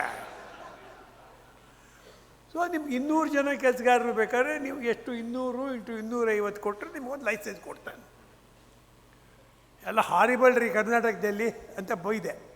ಅವರು ಅಯ್ಯೋ ಬೈಬೇಡಿ ಸರ್ ನಿಮ್ಮ ಆಫೀಸ್ ಅಂತ, ಅವ್ರು ಭಾಳ ಒಳ್ಳೆಯವರು ಅಂದರು. ಪುನಃ ದಿನ ಬಂದು ಯಾಕೆ ಸರ್ ನಮ್ಮೂರಲ್ಲಿ 500 ರೂಪಾಯಿ ಕೊಡಬೇಕು ಅಂದರು. ಆಗ ಅಂದ್ಕೊಂಡೆ ನೆಕ್ಸ್ಟ್ ಟೈಮ್ ಹೋದಾಗ ಒಂದು 4-5 ಹಾರ ತೊಗೊಂಡೋಗಿ ಈ ಆಫೀಸರ್ಸ್ಗೆಲ್ಲ ಹಾಕೋದು. ಪಾಪ ನೀವೆಲ್ಲ ಬರೀ 250 ರೂಪಾಯಿ ತೊಗೋತೀರಿ ನೋಡಿ, ಅಲ್ಲಿ ಪೂನಾದಲ್ಲಿ 500. Therefore, my dear friends, I have a lot to talk to you. Whenever your association gives me an opportunity, I will come and speak to you. Now, I have nothing more except trying to, part with my education knowledge to as many people as possible. In the last more than 40 years, more than 50 years of my practice, I have a record of talking at every fora, but not receiving even 1 rupee as remuneration. I don't want to put a value to Goddess Saraswati. My value is different. Therefore, you can be rest assured no money will be asked from my side. And please organize more in various colleges and institutions which have very good auditorium. I can give 10 institutions which have 500 people auditorium. ಅಂಥ ಕಡೆ ಮಾಡಿ, ಬೇಕಾದ್ರೆ ಅವ್ರಿಗೆ ಹೇಳೋಣ ನೀವೇ ಊಟ organise ಮಾಡ್ರಪ್ಪ ನಿಮ್ಮ ಕಾಸ್ಟಲ್ಲಿ ಇದ್ದ ಕರ್ಕೊಂಬನ್ನಿ HRI ಪರ್ಸನ್ನ. ನಮ್ಮಲ್ಲಿ ಒಂಥರ ದುಡ್ಡು ಕೇಳಿದ ಕೂಡಲೇ ಏನೂ ಎಲ್ಲ ಹಿಂದಕ್ಕೆ ಬಿಟ್ಟು ಬರುತ್ತಾ. Therefore, my congratulations to the entire team. A wonderful job that you have been doing. ನೀವು ಮೊದಲನೇ ಸಾರಿ ಬಂದ ನಾಲ್ಕು ಇದೆ. ನನಗೆ ಕನ್ನಡದಲ್ಲಿ ಮಾತಾಡೋಕ್ಕೆ ಬರಲ್ಲ, ಆದರೆ ಕನ್ನಡಿಗ ನಾನು ಏನು ಮಾಡಲಿ ಇಲ್ಲ. ಗೋಪಿನಾಥ್ ಇದ್ದವರು ನಮ್ಮ ಜೊತೆ ಮಾತಾಡ್ತಿದ್ದೀರಲ್ಲ ಕನ್ನಡ, ಅದೇ ಥರ ಮಾತಾಡಿ ಪರವಾಗಿಲ್ಲ ಅಂದರು. ಅಯ್ಯೋ ಅದು ಲಿಟ್ರರಿ ಕನ್ನಡ ಅಲ್ಲ ಅಂದರೆ ನೀವು ಮಾತಾಡಿದ್ದೇ ಲಿಟ್ರರಿ ಕನ್ನಡ ಅಂದರು. ಭಾಳ ಪೇಷನ್ಸಿಂದ ಕೇಳಿದ್ದೀರ. Congratulating the organizers once again and wishing you all the best in your career. Thank you very much.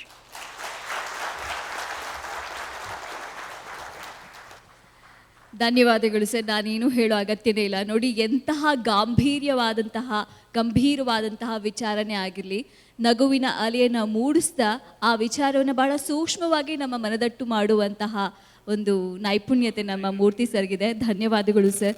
ನಮ್ಮ ವೃತ್ತಿಪರರು, ಮಾನವ ಸಂಪನ್ಮೂಲ ವೃತ್ತಿಪರರು ಯಾವ ಒಂದು ನಿಟ್ಟಿನಲ್ಲಿ ತರಬೇತಿಗಳನ್ನು ಪಡ್ಕೊಳ್ಬೇಕು, ಶಿಸ್ತು ಎಷ್ಟು ಮುಖ್ಯವಾಗುತ್ತೆ ಅನ್ನೋದ್ರ ಬಗ್ಗೆ ತಿಳಿಸ್ಕೊಟ್ರು.